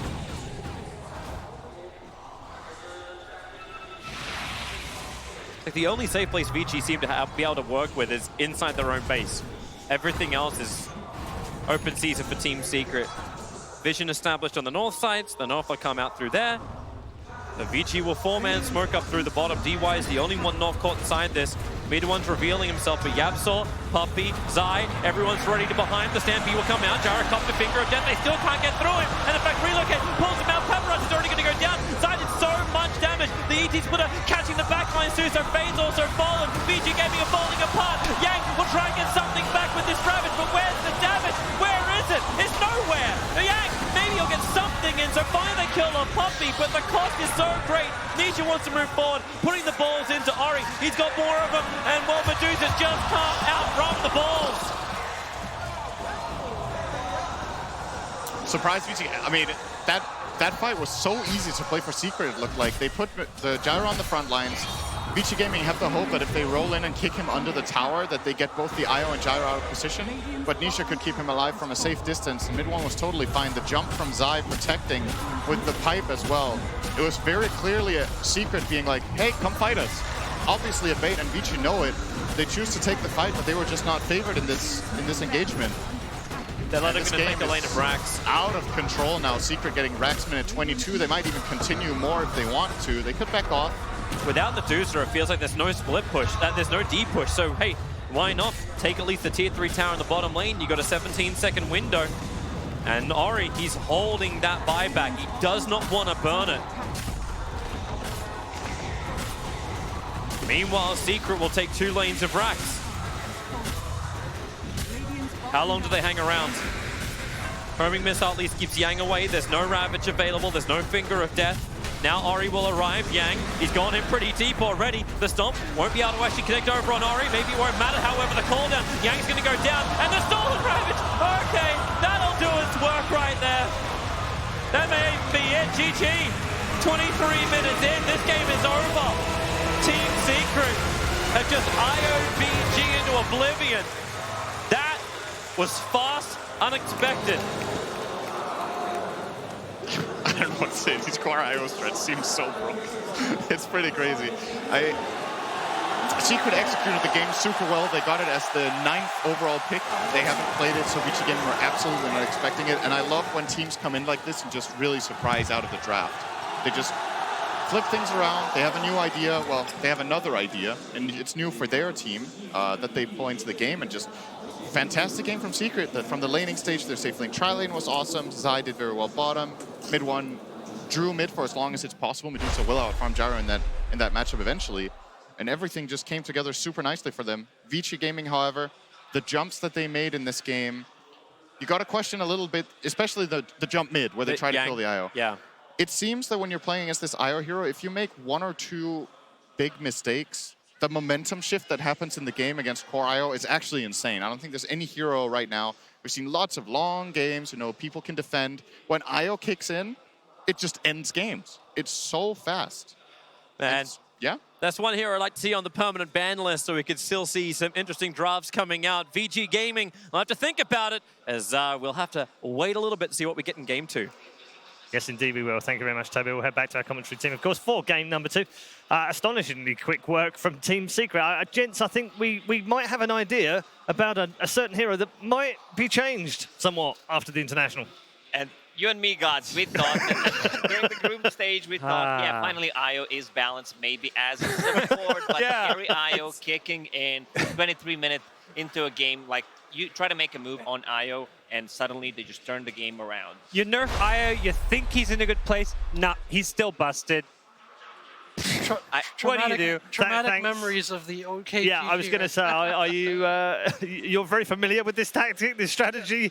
You got served the OG variety of this. Is a slightly different twist on it, but it's pretty much the same result. This is the thing. OG has these strategies where you're kind of just like, you're not really thinking like, oh, maybe we can try that. It'll work for us. You're kind of just like, that's OG. But if there's one team out there that'd be like, hey, that seems interesting, let's give it a run, it's Secret, right? Yeah. And here they pull out in the last pick. Obviously, with the 2 talents and the Aghanims, the Spirits do a tremendous amount of damage. They're constantly there, and then you have an incredible amount of sustain. Actually, I felt that VICI's lineup, of all the ones we've seen against Carry IO, has been fairly well equipped to deal with it, you would think. They have so much AoE damage. They run this lineup very frequently with like Medusa and Leshrac. We have a ton of AoE physical damage coming out. And then so you feel like against a single target sustain type of hero, maybe with the AoE you can out-damage it. But again, you miss one timing, you mess up one fight, and they just start running at you, and there's nothing you can do. Like, you're just going to get run down. I didn't like the last pick Medusa. That felt way too greedy to me. I think you need something with more damage, more burst, since you have this big team fight. But yeah,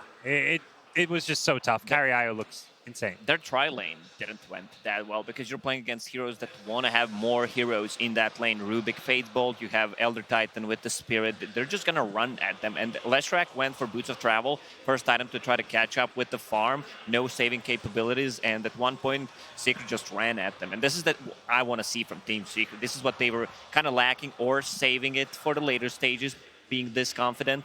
Yeah, back to what God said, it's too slow, right? Like, you have to be able to challenge this IO stacks, I think, if you want to beat him. You can't kind of trade farm with him and say, you go farm, I go farm, because then there's this timing where there's nothing you can do about it. So for them to pick the Medusa, kind of sits back a little bit, had a bit of a net worth lead, but when these fights roll around and the IO hits his timing, you can't stand up to that.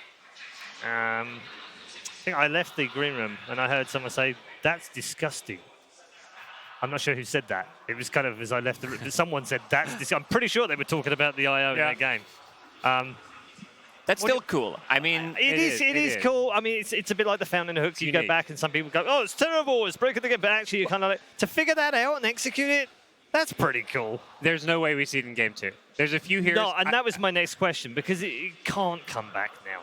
That's the great thing about TI and Dota as a game is you get these bans. So when a hero shows itself to be like have some absurd mechanic or skill, you know, like you go back a few TIs, it was Leshrac, the TI that EG won. This TI first it was like the Tiny with the tree volley. That's why Tiny's being banned out now. IO carry, we're going to see it banned out a lot moving forward. Jack, you've experienced this on the other side, as I said, with the OG. What did your guys come back and talk about at the end? Because you must have game planned for the fact that they might go that way. Yeah. But then they beat you with it, and you go, okay, fine. Literally, okay, GG. So, Yeah. But okay, forget that. So game 2, what do you talk about in between the 2 games? Well, so there's kind of different levels of that. Like if you see a team do this, like obviously you're prepared for it, and then you have a choice.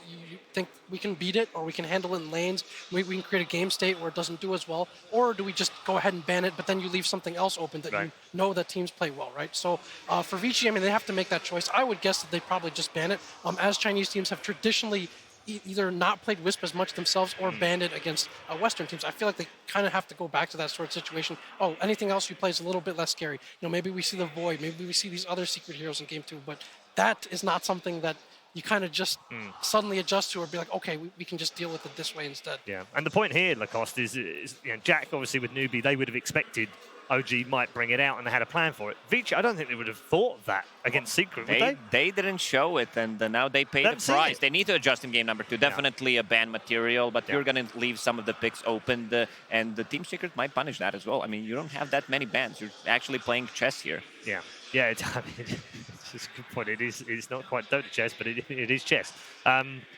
Puppy's the right kind of guy in this situation as well for their team, because they won't get carried away with that win, will they? They're like, okay, game 1, we haven't won anything. We haven't moved on yet. Don't get too carried away. No, but they will feel like they have a draft advantage because they now know this IO carry is going to be in their head. So going to game 2, there's an extra layer for VICI Gaming to think about. So Secret, you know, they have to think, okay, if they ban IO, which of these other heroes that we don't normally get can we now get and build around? So Secret's now thinking to, like, you know, they're looking at the long picture, the big picture here, looking at the series, if game 2, potentially even a game 3. As Puppy, in terms of statistics on screen right now, he played the Elder Titan, which is the most played hero right now at the event. Might even end up being the most played hero, although Shadow Demon's running it close and Ogre's not too far behind. Is that kind of what you expected when you scrimmed before TI, Jack? Was that the meta? Just pretty versatile hero all around. He's good in tri lanes. He stacks well. He gives you team fight. He scales pretty well. Just a good overall hero. Yeah. The Puppy factor, I would say here is there's a certain psychological part of when he drafts that I think is a little bit different from other captains. Look at the Infamous series yesterday. He comes in and he's basically like, okay, these are the heroes you win with. You're not going to get them. We're going to ban one and we're going to take one. Then there's some series where Puppy's kind of like, okay, these are the heroes you like. Go ahead and take them.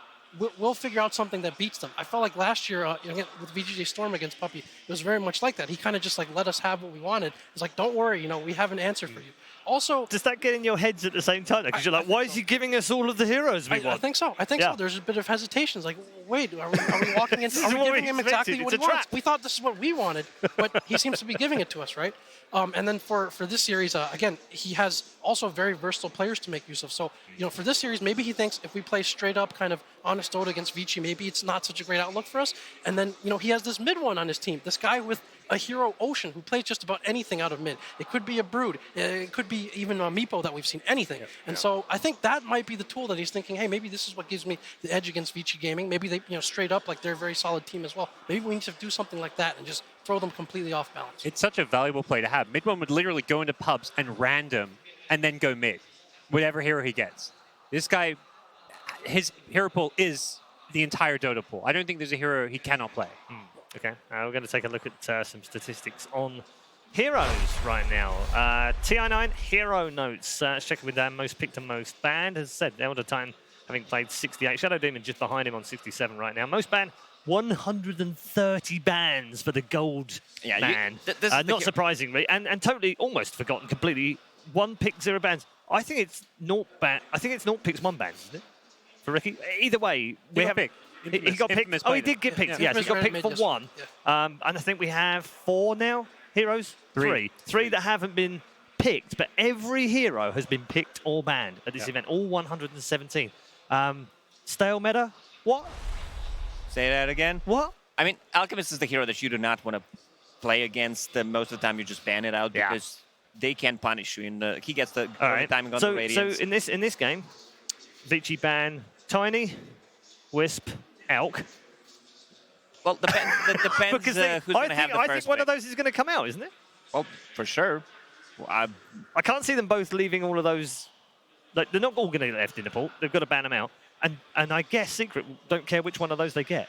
I feel like Team Secret and Team Liquid were one of the hardest teams to draft against because they have such a variety of the heroes that they can play and the really different openers. You could see in the game yesterday where Liquid opens up with the Sanking and Ancient Apparition, and it takes other team almost all their reserve time to actually adjust what just happened. How do we go? Why are they not picking their usual stuff? Yeah, it is. Mid 1 was ended last year's TI as the player that played the most heroes, most different heroes last year. And sort of backs up what Jack was saying, that flexibility within the team. But it's not just him either. Nisha's got a great pool. You know, they've got plenty of variety wherever they go right now. It's part of having, I mean, Puppy said he didn't care that they were #1 on the DPC, but part of being #1 was that they were able to experiment. Yeah, the entire team. Zion, the offlane, has played all kinds of weird stuff. He played some offlane Pudge for a little while. I think some people still waiting to see that one reemerge. The hero pool diversity is crazy. They're hard to play against. Lacoste is busy cheering. Cheering for my boy Pudge. For Invoker, mid anything. Yeah, Pudge in like any role. Mid Pudge can be pretty scary against a lot of matchups too. Can indeed. Game 2, not too far away. Of course, that draft ahead of us. Puppy back out with the team. Team Secrets re-entering the arena. 1 game to the good so far. The plan has worked. They surprised everyone with the carry IO in game #1. And my goodness, did it prove brutally effective on these poor lads who suffered very badly in game 1. They're going to put all of that out of their minds and get themselves back to a happy place. I'm sure ROTK would have given them plenty of happy thoughts to be thinking. And actually, funnily enough, we should be talking about funny because they've had some fun already.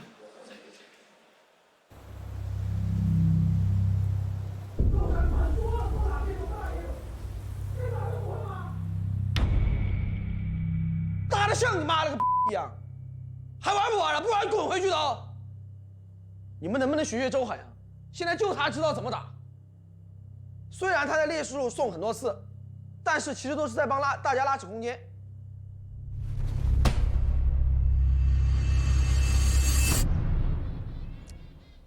皮鞋16个月了。 Make yourself known. We are gonna have Game 5 of a Grand Finals here. 我不知道它是怎么发生的，人刚一选完，回头看他就已经不动了呀，突然就不动了。其实没什么影响，我们还是赢了。最难的就是要不被 RTK 发现啊！我们需要想很多办法，因为他一旦发现了，肯定想要来踢掉皮鞋来跟我们一起打了。我们宁愿跟死的皮鞋打，也绝不跟 RTK 打。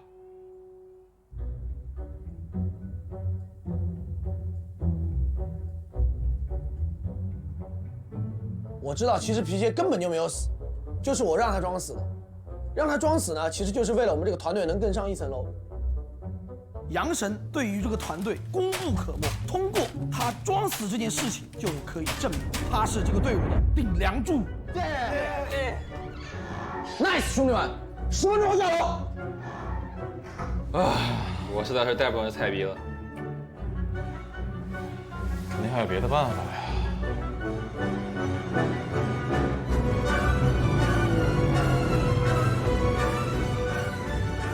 今年 TI 大不同，最终 VG 会举起冠军盾。为什么我会这么有自信呢？因为其他队都没有我们队这样的死皮鞋战术。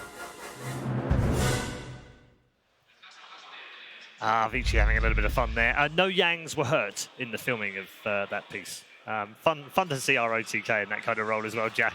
Because he does have a personality, doesn't he? He's not all this fearsome creature behind the players. He's actually a really cool guy. Yeah, all these guys kind of do. Yang is, some of them are as different as can be. You have Ori, I guess, and DY, a bit like very well educated, well heeled, kind of official and proper in how they talk. And then you have Yang, who's like quite the opposite. Like the way he speaks, he's like known for being very vulgar, or even on stream, stuff like that. But he is in many ways the heart and soul of the team. He makes so many calls. Like his communication is extremely vital, even to the point where some other teams talk about hey, if he's on one of these tempo heroes and he's having a good game, it gets really scary to play against him. But then again, You put him on another hero that's maybe, maybe a Necro or something a little bit slower, a bit of a frontliner that wants to hit creeps, then it's like a totally different team. So, yeah. He's super popular out here in China as well. I think he probably got the loudest of all the cheers when the players were being introduced earlier. Yeah. That's come around quite quickly, isn't it? Yeah, he's just a source for memes. He's endearing and like easygoing. He's just kind of like a lightning rod, and a lot of flames, a lot of going back and forth with ROTK as well. Kind of they'll be streaming and be like, "Yeah, I dare you to come upstairs," come talk to me there. It's something like that. So yeah, he's very likable. But this team in general has a lot of personality. Fade is probably the most outgoing Chinese player that I've ever seen. He's a Twitter. He speaks English very well. I was going to say his English is fantastic. It's great to be able to talk to someone like that. Yeah, he's like the only Chinese player I think that you see him at the bar all the time. He comes and wants to drink with other players and socialize. Like he's the only one who's kind of like that. A bit of a known as a bit of a playboy as well. So yeah, it's an interesting mix of personalities they have. Yeah, fantastic. We were talking about DY before, weren't we, Gods, yesterday, and what transition that guy's had over the last 9-10 months. You think back to those early games that he had at the start of the season. There was a lot of commentary from many experts in the scene saying, what on earth is this guy doing on this team? How did he get in there? Like, who saw anything in this kid? You wouldn't be saying that today. Yeah, he came out of nowhere. He seemed to have just played the same 1 or 2 5 positions every game, didn't have much versatility. It just felt like, okay, he's just some 5 position we could grab. Now it's like he's making plays every single game. He's doing his role perfectly. He understands where to be on the map, which heroes he needs to be playing around with. He's a perfect fit for this VICI gaming team now. Yeah, we don't talk about the farming system too much, Lacoste, in Europe and NA, because there really isn't one. It's basically, I played with this guy in a pub and he's really good, let's try him out. But in China, Jack, the farming system over here has produced so many good talent. He's another product of that. Yeah, it's a difference. I mean, it's telling that the 2 highest finishing Chinese teams here so far, LGD and VICI, they in a sense, it's like long-term investments paying off. For VICI Gaming, they have 3 guys who used to play on VGPs. That's one of their lower tier teams, and you get to see this person in different situations. It's not a complete unknown when he comes into the team. At the same time, you kind of have his contract. He's already in your club, and so when you promote him to the first team, so to speak, you know what you're getting. He's already been there, and then you find a lot of value in that, because if you have to go to the transfer market and pay big money for some of these free agents, you're not sure what you're getting. You're not sure what the fit is, and you just have to fork over a ton of resources and money to get them. But then you have these guys, they come up or buy a completely other team in order to get a player. Yeah. Or I mean, that's Ori. Yeah.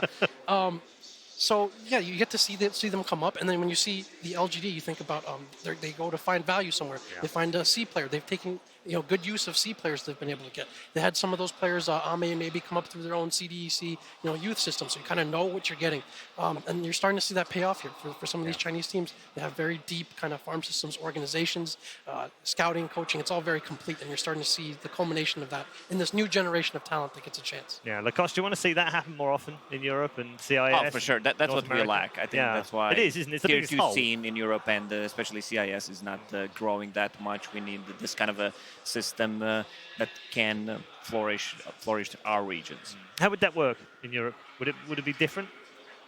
Well, would you see junior teams? Would you in terms of the way that it's set up? Well, I still don't have a business model right now, but I assume it would be I thought you were going to come here with answers, Lacoste. Come on, man. I assume it would be a bit different than China. China is the one that started doing it first, and pretty much it's working out for them. As Jack mentioned, sometimes even a C team's going to B, then to A team, and you already know what you're getting. Yeah. As our C expert, are you disappointed that you see so many players end up in China rather than staying in SEA and building these big powerhouse teams that they possibly could do, right? No. If anything, it's like I think point of pride that some of your best players are getting picked up to play in other regions. I mean, the same thing happens to Australians. They're not competing in Australia because there isn't a scene there.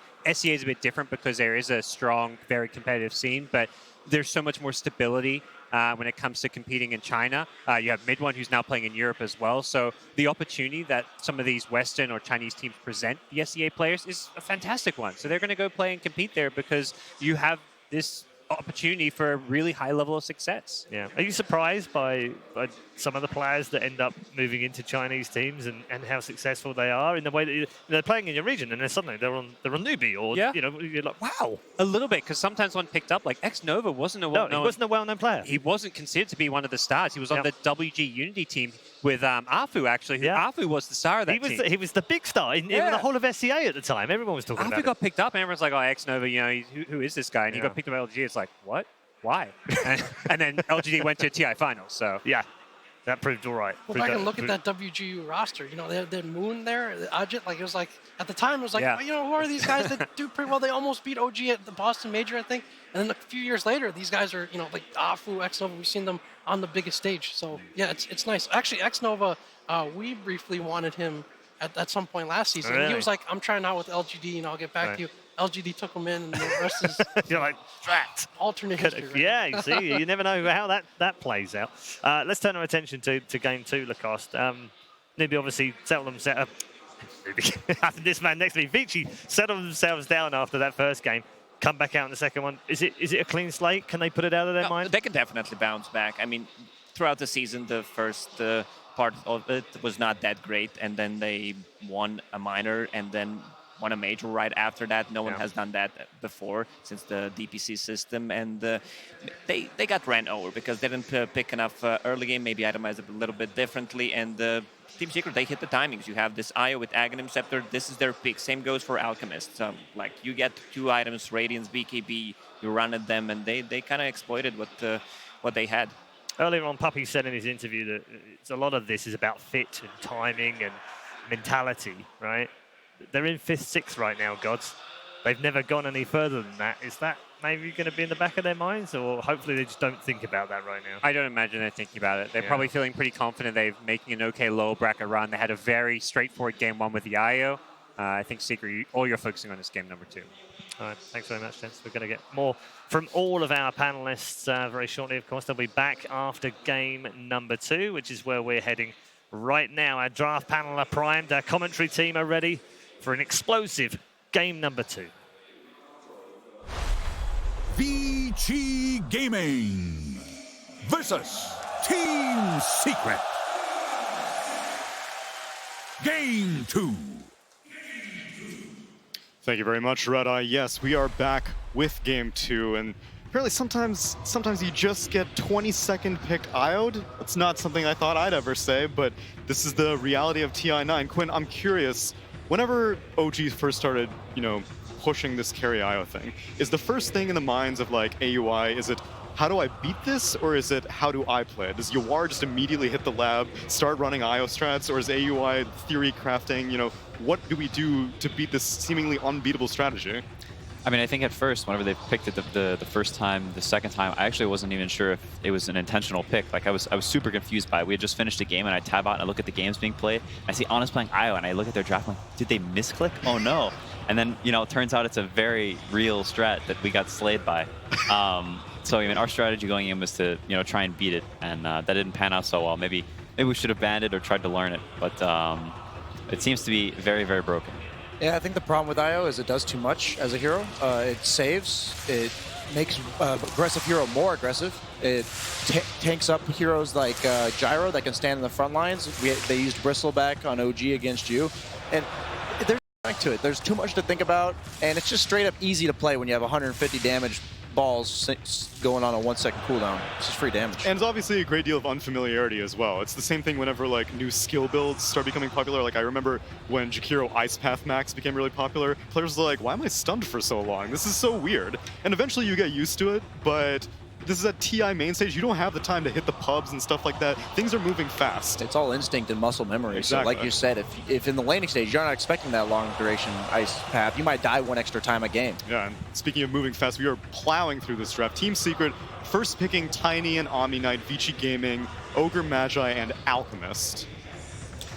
Yeah, this Alchemist hero is extremely unenjoyable to play against. You really have to get your lanes right. You have to have a good start. You sort of need this balance because you want the hero you're laning against to have a good lane so you can pressure him. But there comes a time where they're sort of all balled up. They're defending their areas. They're protecting the jungle with all their strong heroes. So if you don't have like a lot of good lanes, or you don't have a carry of your own that's scaling well and farming, you're not as fast as the Alchemist, but trying to compete so that you can scale, because it's very difficult nowadays to just speed end the game, run them all over, take all the towers. Alka's nowhere to farm. I find that doesn't really happen that often, and you know, you'll have a good start against the Alchemist, but eventually he's going to get this Radiance, he's going to get his BKB, he's going to get his AC, and you have to have a carry that's sort of competing with that. You can actually take mid-game team fights against this hero, and hopefully his AC isn't at, 11 minutes. Part of what makes IO like the good carry is it fits the Alchemist strat, where since it's so hard to invade the jungle, it's kind of hard to explain why to the viewers, it's difficult to do that. But in this current meta, every carry has about 5 to 10 minutes to hit neutral creeps. You saw the Medusa do it last game, but she just doesn't come online nearly as fast as the other heroes. Io takes just the Helm of the Dom Ags. Alchemist, on the other hand, obviously turns creeps into gold, but I say gold because every creep turns to gold, but he gets like 3 times as much gold as the normal hero does, and he gets a Radiance at 10 minutes, and suddenly he comes out with AC BKB at 18 minutes, or he gets the Radiance at 11, gets the AC BKB at 18 minutes, and you're like, well, we can't kill this guy, and he kills us really fast. Yeah, ultimately the scaling of carries all comes down to like, how much time do you need to start becoming useful? And Alchemist, obviously, since he accelerates his farm so quickly, becomes useful incredibly early on. Same thing with Io, because all you really need is a Helm of the Dominator, and all of a sudden you start being useful.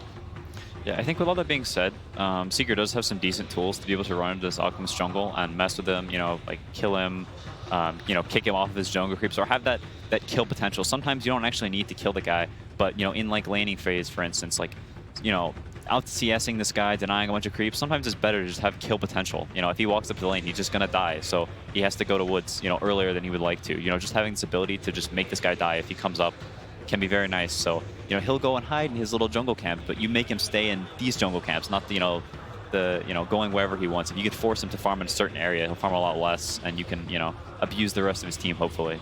Alchemist doesn't protect himself while he's farming. He relies on his teammates to do so. So I think the best way to deal with Alchemist on paper is to basically make him become a liability, where the rest of his team has to play around him. And even though Alchemist isn't fighting, you want to bring the fights to where he is so it looks like he's involved, and he spends most of the game running around, like you said, rather than hitting the neutrals he wants to hit. So then, with that in mind, are you leaning towards this Tiny being mid lane against the Alchemist, or you had mentioned Secret has the tools, kind of leads me to believe that you want this Tiny to be a lower position core?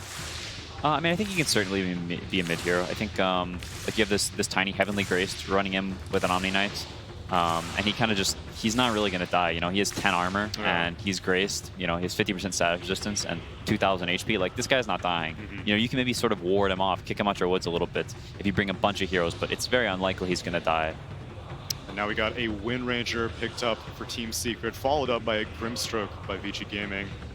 Wind Ranger, a hero that I was expecting to see a lot from Liquid, obviously. Wind Ranger was Weeha's hero of choice at the Epicenter Major. Yeah. Ended up kind of dying out a little bit before TI rolled around. Yeah, I think sort of the breed of mid-heroes that were popping up after that tournament were pretty good against Wind Ranger. Your Kunkas, your Tinies, your Ember Spirits, all these heroes traditionally, they're very beefy, they're in the front. It's sort of hard for Wind Ranger to bring down, and it's also can be a rough laning phase at times for a lot of those heroes. So I think sort of the popular heroes... Gracious. People going crazy.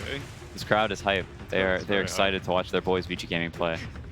I like the abuse of movement speed against Alchemist too, because like you said, it's not so hard to take, it's not so easy to take towers. You want to just kind of run at them, and usually Alchemist lineups in the super early game lack the ability to punish you running at them. And like supports, if your primary source of stuns and catch last game VICI was from the supports, this game so far we're seeing it most likely going to be from the supports in the early game. And heroes like Wind Ranger just so good. It's obviously a good ability all the time, but the fact that if you have movement speed, it's only bad against stuns if you have fast movement speed. And so far, their stuns are very limited range. Alchemist usually only takes his till about level 10.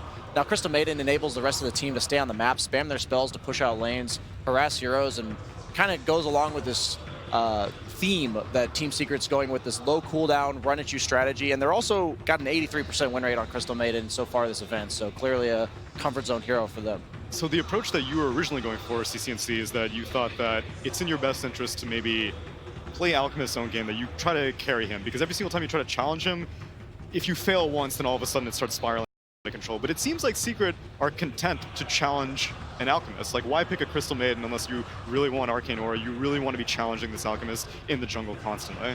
I think it's a combination of both. You want to challenge him while both having this sort of carry of your own that can scale with the Alchemist, or is, generating all that net worth, hectoring it up in the jungle, just getting super farmed. I think the Crystal Maidens, like you said, it suits that quite well. You have this extra mana you can run, and Tiny's got more avalanches, more tree grabs. Midwin's been doing this build where he maxes the E, so you can take the towers pretty early. I think it actually... so you're back to it's pretty sick. Mid lane Tiny then? No, I think it's certainly mid. Now that the Wind Ranger show up, I think it's most likely a 4 Wind Ranger.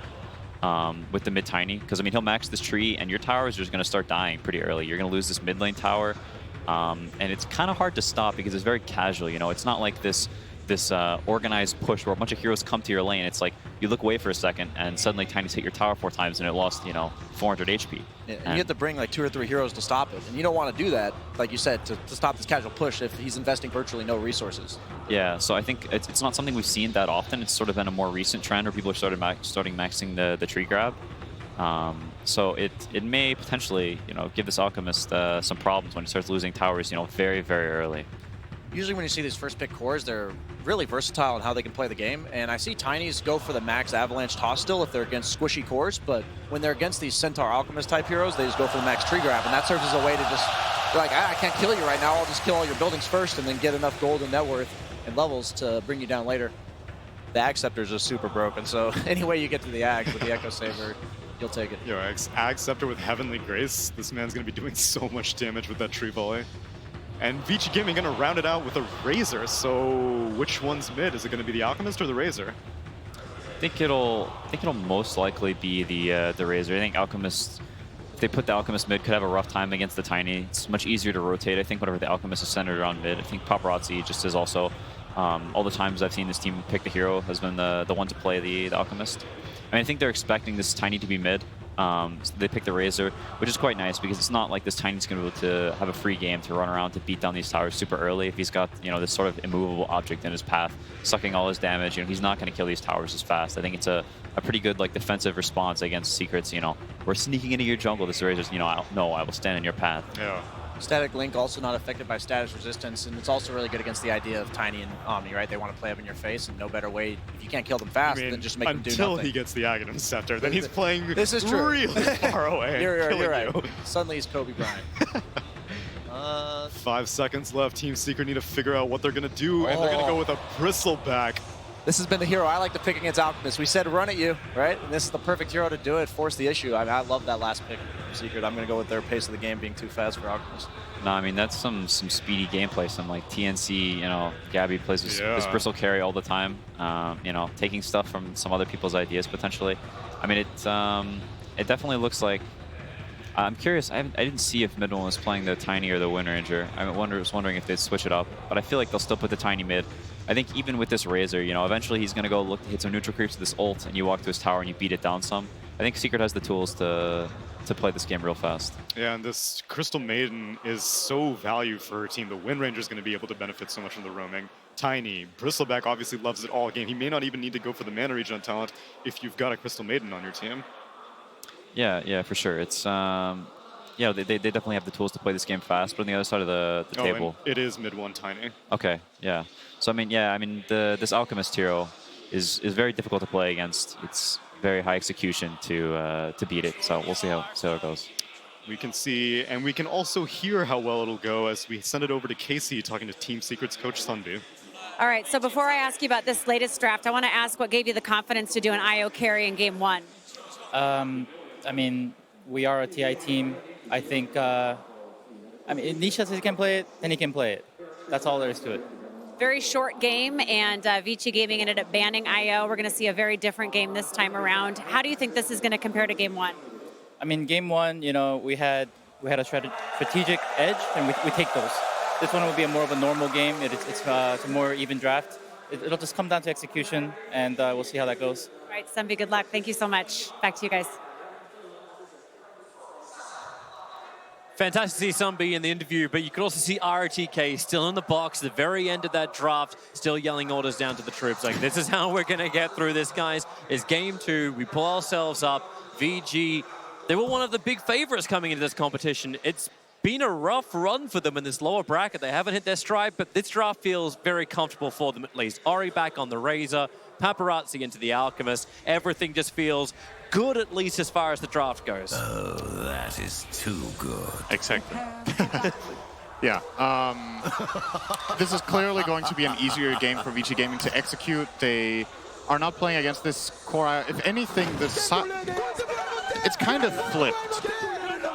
if you look at this game and what the panel said, Team Secret need to play fast. They need to put pressure so that Alchemist doesn't have a free game, which means that the burden of execution in a way is on Team Secret. If they play a slow game or if they fail executions in the early mid game, this Alchemist is going to become a monster. And he's not the only scaling hero on VICI's side. They have 3 well-scaling cores with Bloodlust. So you have to pick up the pace. You have to push fast with playing around your Bristleback. Do they actually have the sustain to do this? Like the panel was talking about, like the Crystal Maiden Nora giving you this, like at least Nisha may be able to go for these early, more aggressive style or tankier style builds. Is there a timing that Team Secret's looking for that will work against VG? I think you get Bristle's first core item, if possible, and then you do stuff. I'm still concerned, though. I feel much stronger about VG Gaming's chances in this game, just based on the fact that Secret have to do so much without really the ideal tools to do it. They have aggressive heroes that can take fights, but can you take those towers? Can you invade that enemy jungle when you have to run through a Razor and a Centaur and these 2 strong early fighting supports in the Ogre and the Grimstroke? It does seem pretty tough. DY doing a lot of damage to Puppey here. Windrun has been skilled by Yapzor. Yeah, Puppey wants to... what do you actually want to do here? Because Windrun's skilled up. You don't have Frostbite. Puppey's already TPing out of the lane. He's coming down towards the bottom. Yapzor's like, hey, we're all friendly around here. VG was actually planting LGD flags and throwing out LGD balloons on the bottom lane previously. Oh, Fade. This may be TP time. Just copping a little bit of the harassment. Starting with Nasal Goo as the first ability for Nisha. Paparazzi will still be happy. He was able to skill up Greevil's Greed. They got 2 of the bounty runes to begin with. Yep. And now Zai feels like he's going to get bullied a little bit out of this lane. But if someone's going to survive, it's going to be Zai. He's got to time it right against DY's bloodlusted up Ogre. What wins there, Purification or Ogre? Probably Ogre, in the long run at least. Well, Zai does have Maiden Aura. It will help him a lot. He doesn't have it yet. God. Oh my god. Zai, club into the trees, cut away. Club him. Club him. There's more clubs to come. All right. Even got a creep wave to work with, but Yapzor... I like how Yapzor's like, wait, I could do slow. I can give slow. This is how I can give support to Zai. Bottom lane, Secret, I think this lane is probably the lane for them that is going to go the best. I would say Bristleback will have a pretty good time here, especially when Puppey hits level 2. So they get that aura up and running. Maybe Nisha's level 3. Centaur can't really sustain very long against Quill Sprays. You have good health, but your armor is really bad. So Nisha will keep laying into him whenever he tries to go for CS. And as far as the mid lane goes, I don't know how this matchup goes, if I can be honest with you. Tiny versus Razor. You static link, then you toss him away as long as you have vision. Yeah, you have. He didn't even skill toss. He went 2 and tree grab and 1 in avalanche. And Tiny just has too much of a damage advantage in the early level. So Razor can't really win even when he starts static linking. Tiny is still better than him for, I think, 2 full seconds of the link. Now that Link is level 2, it's a different story. Now he might have to skill toss on level 4. But mid one seems to be doing just fine for now. DY's covered so much damage on this top lane. Zai as well as Yapzor are just making this work under a double wave of dire creep. Zai, he just doesn't care. Paparazzi wants to farm up the wave as it's coming in, but DY, crazy purification. Yapzor, he's going to run into the trees. Following after this Ogre, he's got a little bit of life to get through, but that will be enough. A quick fire blast, have to bait it out inside the tree line. Give some regeneration time for that Tango to go to work. And Yapzor won't be able to find him, not for the moment at least. Big wave for Zai though. It's a double wave now. Even 3 ranged creeps on him. He wants to pull all of this nice and easy back down to his tower. Paparazzi dragging the Radiant creep wave over. But it will of course push, so he will be getting all this experience soon enough. DY, be careful. At least for him, Yapzor's not level 2 just yet. So that's it. That's the upside. No shackles to the trees, so DY can still be a little bit more aggressive. Bottom lane, Nisha. Bob stomps out from Yang. Fade's working with it. Nisha, the core sprays were up high, but it wasn't high enough. Yang frostbitten up by Puppey. But he's still got a lot of regeneration, as well as that salve to get back up to almost full. He's still a Centaur. That was not the first blood I was expecting. I didn't think it would be on the Bristleback. Of course, this lane from VICI Gaming is really strong with Inkswell as well as the Centaur. He must have had 13 stacks of Retaliate and just gone to work, and Nisha overestimated his tankiness. Hearing a power shot up top, bit of harass. Actually watching Yang die on bottom lane. Grimstroke as well, caught out by the Frostbite and then into the blast. Yang came around with the Holstone trying to help out. The stick charges will not give him the life they needed. And now it's 2 kills going the way of Team Secret. That looks more like the first blood I was expecting. It feels like the Thompson lane. Hey, I got we killed in first blood. We're doing really great. Oh, wait, hang on. Yeah, they got the return kills, and now Bristleback is easily overtaking Centaur again by 300 gold. The hero to look for in the coming 10 minutes will definitely be the guy we've talked about the least. Mid one, he has to start invading relatively early on when he gets levels. Similar to what we saw done against EG by Thompson's Tiny. I think there was a Samael Tiny yesterday that also tried to aggro against Alchemist and tried to find him in the jungle. Oh, I think Fade's dead again. Oh, no, Yang's going to turn around. They're going to start with Inkswell. And Pumpy keeping on the back of Fade. He had the double damage, and you'll need his damage to this, or will you? Yang, has he got the damage output? Now he's frostbitten down again. Fade's coming in to help. Oh, the double edge! Man, if this was the old Dota where that counted as not, would have been great, but Yang still kills Nisha. The trade-off will be instantly back, however. Nisha gave him the chance. If he keeps his distance there and just plays Quill Spray, I think that's not even close to being a trade, but... nice Fade. Using the Inkswell. Ori comes in, actually kills Secures. We're running Queen of Pain Star Razor now. But the trade-off again will be your support Nisha. We're silenced up for the moment. Fade try and juke it around the tree lines, but Nisha's Quills, they don't care. 7-1 charges, however. This will make it a little bit more difficult. Fade is going to trigger him, and with the slow, maybe they get a little bit more. Zai trying to TP out of the top lane after finding the kill on Paparazzi under the tier 1 tower. Yeah, Ori TP'd top as well, but he came in too late. That's a really big kill, killing off this Alchemist. That's exactly what you want to see for Secret in this game. And that it's the hero to shut down. Yeah, Tiny gets space in mid. It's looking so far so good for Team Secret in this game. There is a lot of burden of execution on them, but they've been delivering it so far. And now I guess Paparazzi, after being killed off in the safe lane, is probably going to be like, screw it, I'm going jungle. They're going to start protecting him with the wards, maybe pulling up an extra support to try to help out. If needed. Yeah. Best thing about the Alchemist, you can always recover, especially when someone gives you Mud Golem camps. Yep. Thanks, Gabe, for that. That's some easy money. So DY will have to do the defense on the top lane, but Yamsor and Zai, they really are just a killer combination. Not even just as heroes, just as players, the way they sync together in the offlane. That moment when a 3 position's actually happy to give the 4 the same type of importance in the lane. Every Yapsor game ever. Isha, that's a little deep. Coming between the towers, but he knows there's pressure being applied up on top lane. Paparazzi's farming underneath the tower, but Ori won't come and join this. This is really good play from Nisha. He knows his limits here, and he goes in and forces Centaur away. And that's going to be 3/4 of the wave gone from Yang. He didn't get the experience because Nisha just dives that far and zones him off effectively. And now that the siege creep is coming in from the pull, Nisha will try to protect his siege creep as well. Yang doing a good job here with 1 illusion at a time to try to hold the lane in a good position for himself. And now he's going to go and grab the experience, but the siege creep is still alive for a bit. This is that early pressure. Hannah was talking about it.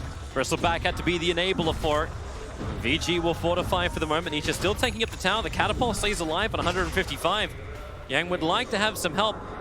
And I've just been watching Ori for the last 3 minutes. He's rotated to the top lane twice. He's actually gone top, mid, top, now all the way down to bottom lane. They have to make this work with the movement over. Static Link's just about to come off cooldown. Hawkstomp's out. There's a lot of Quill Spray stacks up, but it won't matter. Yang is able to bring down Nisha. But what's the cost? Yamsor is contesting Paparazzi inside the jungle. Puppy is actually farming up another one of the stacks, and Zai is diving under the tier 1 tower on top lane.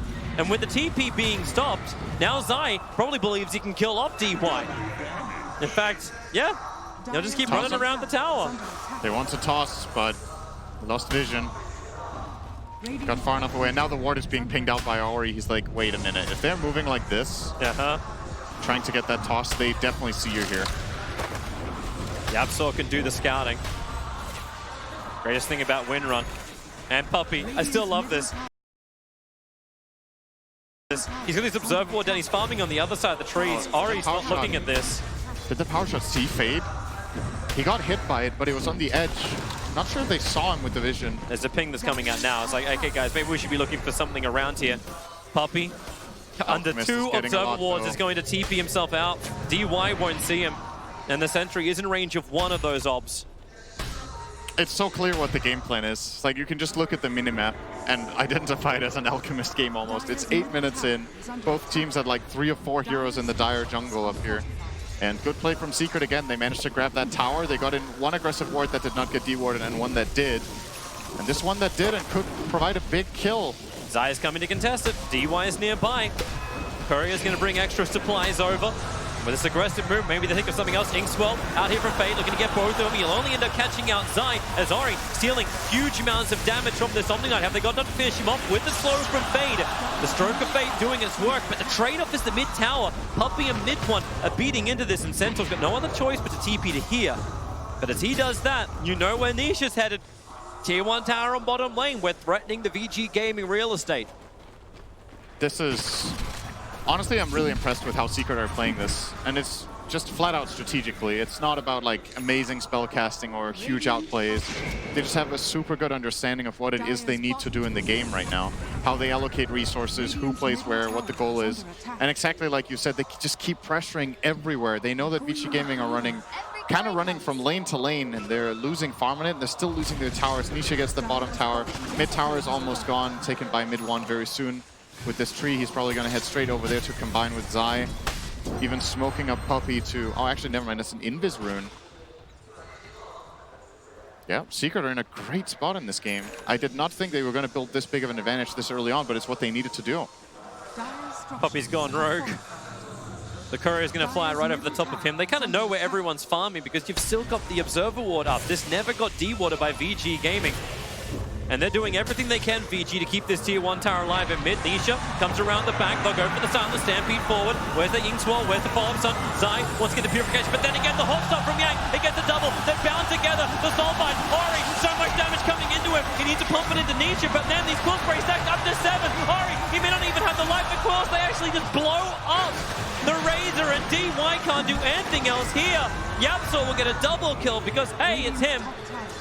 As VG Gaming, they continue to lose more and more of this map, and every time they try and answer, they get a dial error. Yeah, trying to kill the Bristle there turns out to be a big mistake. They thought they had the damage, they did not. Oh, the toss. Perfect. Blink Dagger up from mid one, making it work. Able to toss the tree as well. And Paparazzi and Yang are there, but what are they going to do? There's not a single point up in Concoction. This is a full farming Alchemist. There's no real control. Centaur cannot blink forward. Yep, he has to retreat to the jungle again and just keep farming. And this will be a very late Radiance. We've seen Radiance is done at this time, and he still has 2,000 gold to go, even more, 2,500. Oh, see here, they get a really good static link on the Bristleback, and they're going to kill off the Omni Knight. What happens now is what loses the fight. Ori keeps hitting the Bristleback in the back. They Fire Blast him here. That procs another Quill Spray. Because he gets the multicast might have actually killed Ori. And it's just too easy. Nisha with this Vanguard and the Heavenly Grace. You don't go on this Bristleback. You drain him, sure, that's great. But you have to go on the other heroes, so your damage just isn't there yet. Yep. And even when he stops, like mid one saw him actually try and back off into the tree lines, but that one attack gave vision. He tossed one creep, and that actually looked to be the thing that got the kill. And what does Secret do? Here we go again. Blink, Avalanche, Toss, and Ogre, for all the life he has, they still have enough burst damage. Yapsor from a long range he has finds that one. On Windranger. Oh my god, this is meant to be support. Yeah, that's got more, really good timing. He is 200 net worth above the Centaur. And Secret just keep ramping up the pressure. This mid tower, I don't think VICI can fight. They just can't deal with this Bristleback right now. Paparazzi needs more time. He's at 3.4k gold. Can't even buy the relic yet. Not a single tower lost by Team Secret. The map is closing very quickly. And there's more and more Observer Wars. Secret's getting down. I'm loving this one right next to Fade, almost next to the Dire base. It's in so deep, and you got Fade there with one Sentry Wall. It's like, well, where do I put this? Bristol's taking the stacks on the bottom. Paparazzi at least has moved north. He can buy the relic. The Courier's coming out for that now. It's just so late. He has lower net worth than the Bristle minute 14 while maxing out Greevil's Greed. The early aggressive moves for Secret, I can't state enough how important these first 10 minutes are in this game. They've got everything they wanted. And now it's just about keep playing aggressively, keep controlling the map. You are much stronger than the opponent right now. Don't give them space. Mid one's here. The mid one's here. He can't even get the bloody relic into the Alchemist. At least he didn't buy it. That's true. That would have been even worse. But in order to actually buy the full Radiance now, he has to walk over to the shop and then walk home. That's so much wasted time. And VG, they can't even protect him to walk to that shop. Zai, Ari, trying to get something out of him right now. Starts with a static link. Poppy's nearby. Can Frostbite, in fact, he's just going to Nova. Yang, and he really kind of wants to stampede for something here, but he knows he needs it for defense. Too much of Secret nearby.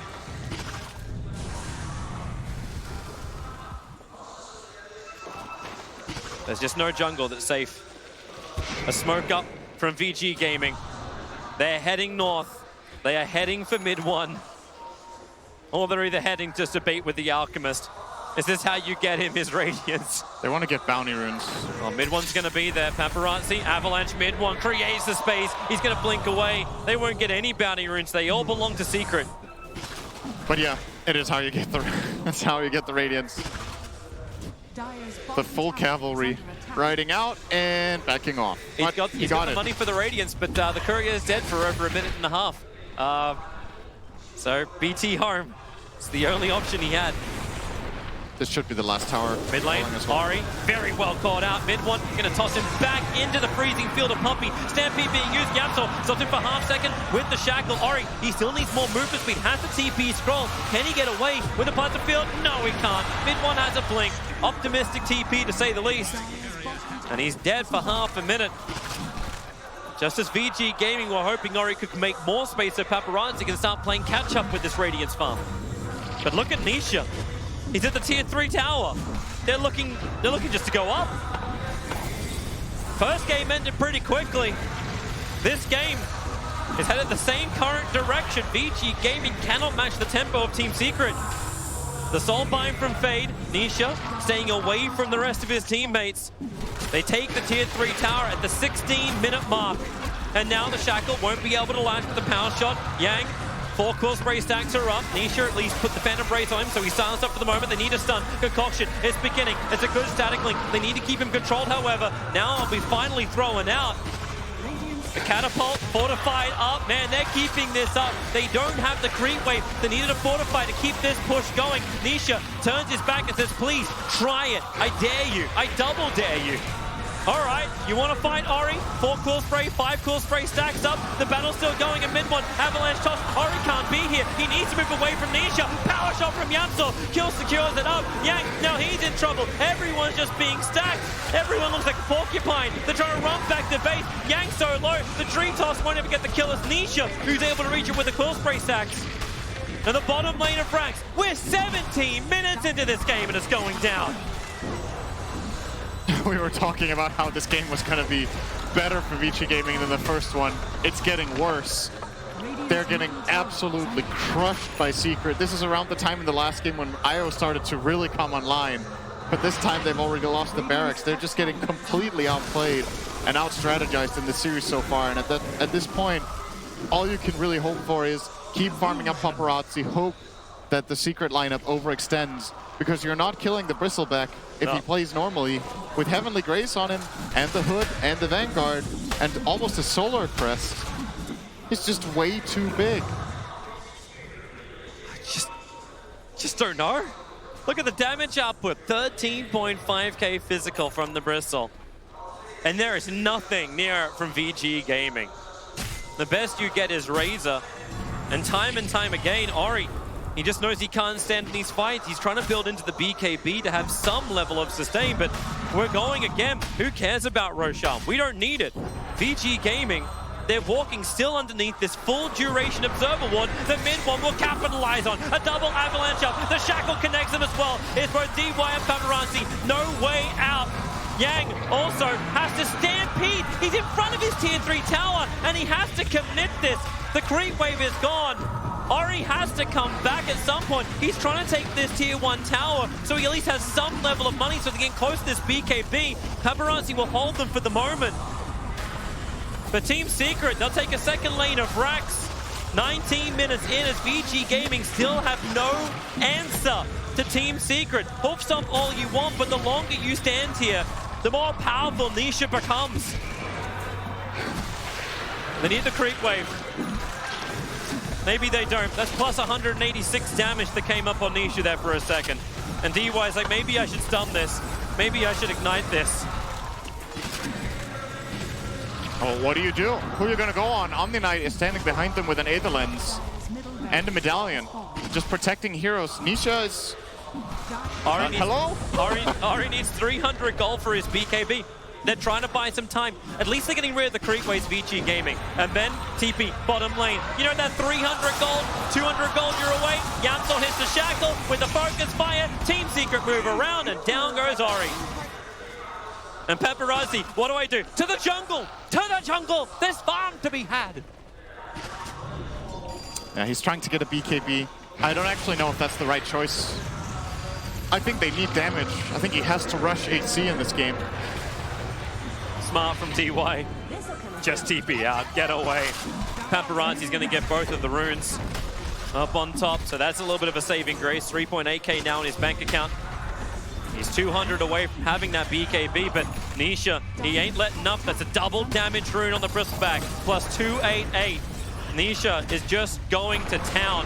No one can stop him. So first BKB will arrive. Paparazzi got forced to ulti by mid 1. Second BKB's up as well. They're gonna have to fight anyway. Paparazzi, Concoction is preparing. Nisha has the protection of the Heavenly Grace. Here comes your Soulbind, but where's the stun? Paparazzi. He stunned himself. Well, that's not the plan. That's a Soulbind down. Oh boy, Nisha's back up again. Double damage rune, it's about to wear off, but the tier 3 tower's already gone. You'll get your stun out, but Nisha quickly recovers. And again, the front liner. Ori can steal some of the damage. Yamsol looking for a good shackle. Almost got Yang and Ori together. Nisha, you took 47. Don't worry, he's got more where that came from. Into Yang, a quick hop stomp, creates some more space. Still no static link. Yang, get the hell out of there.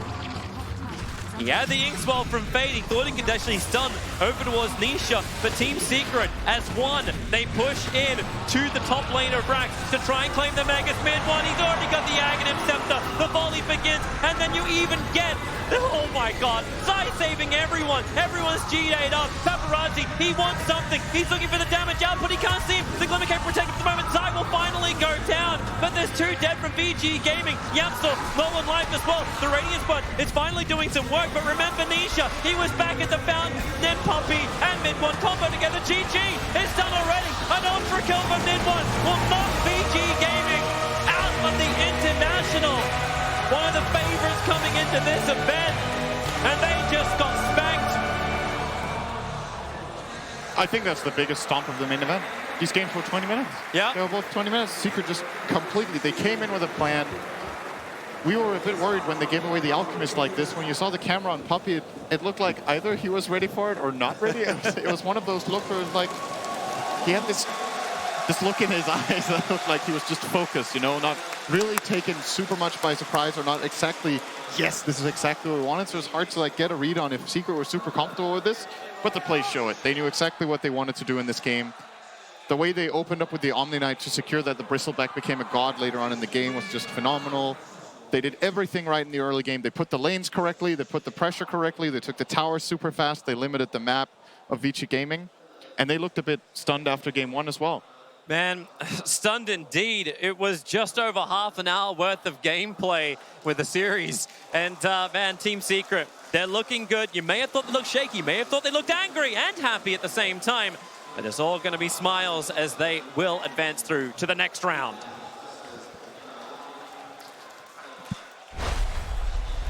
Team Secret are through to the round of 6, or round of 5 actually in the lower bracket right now. They'll face Team Liquid, and I mean,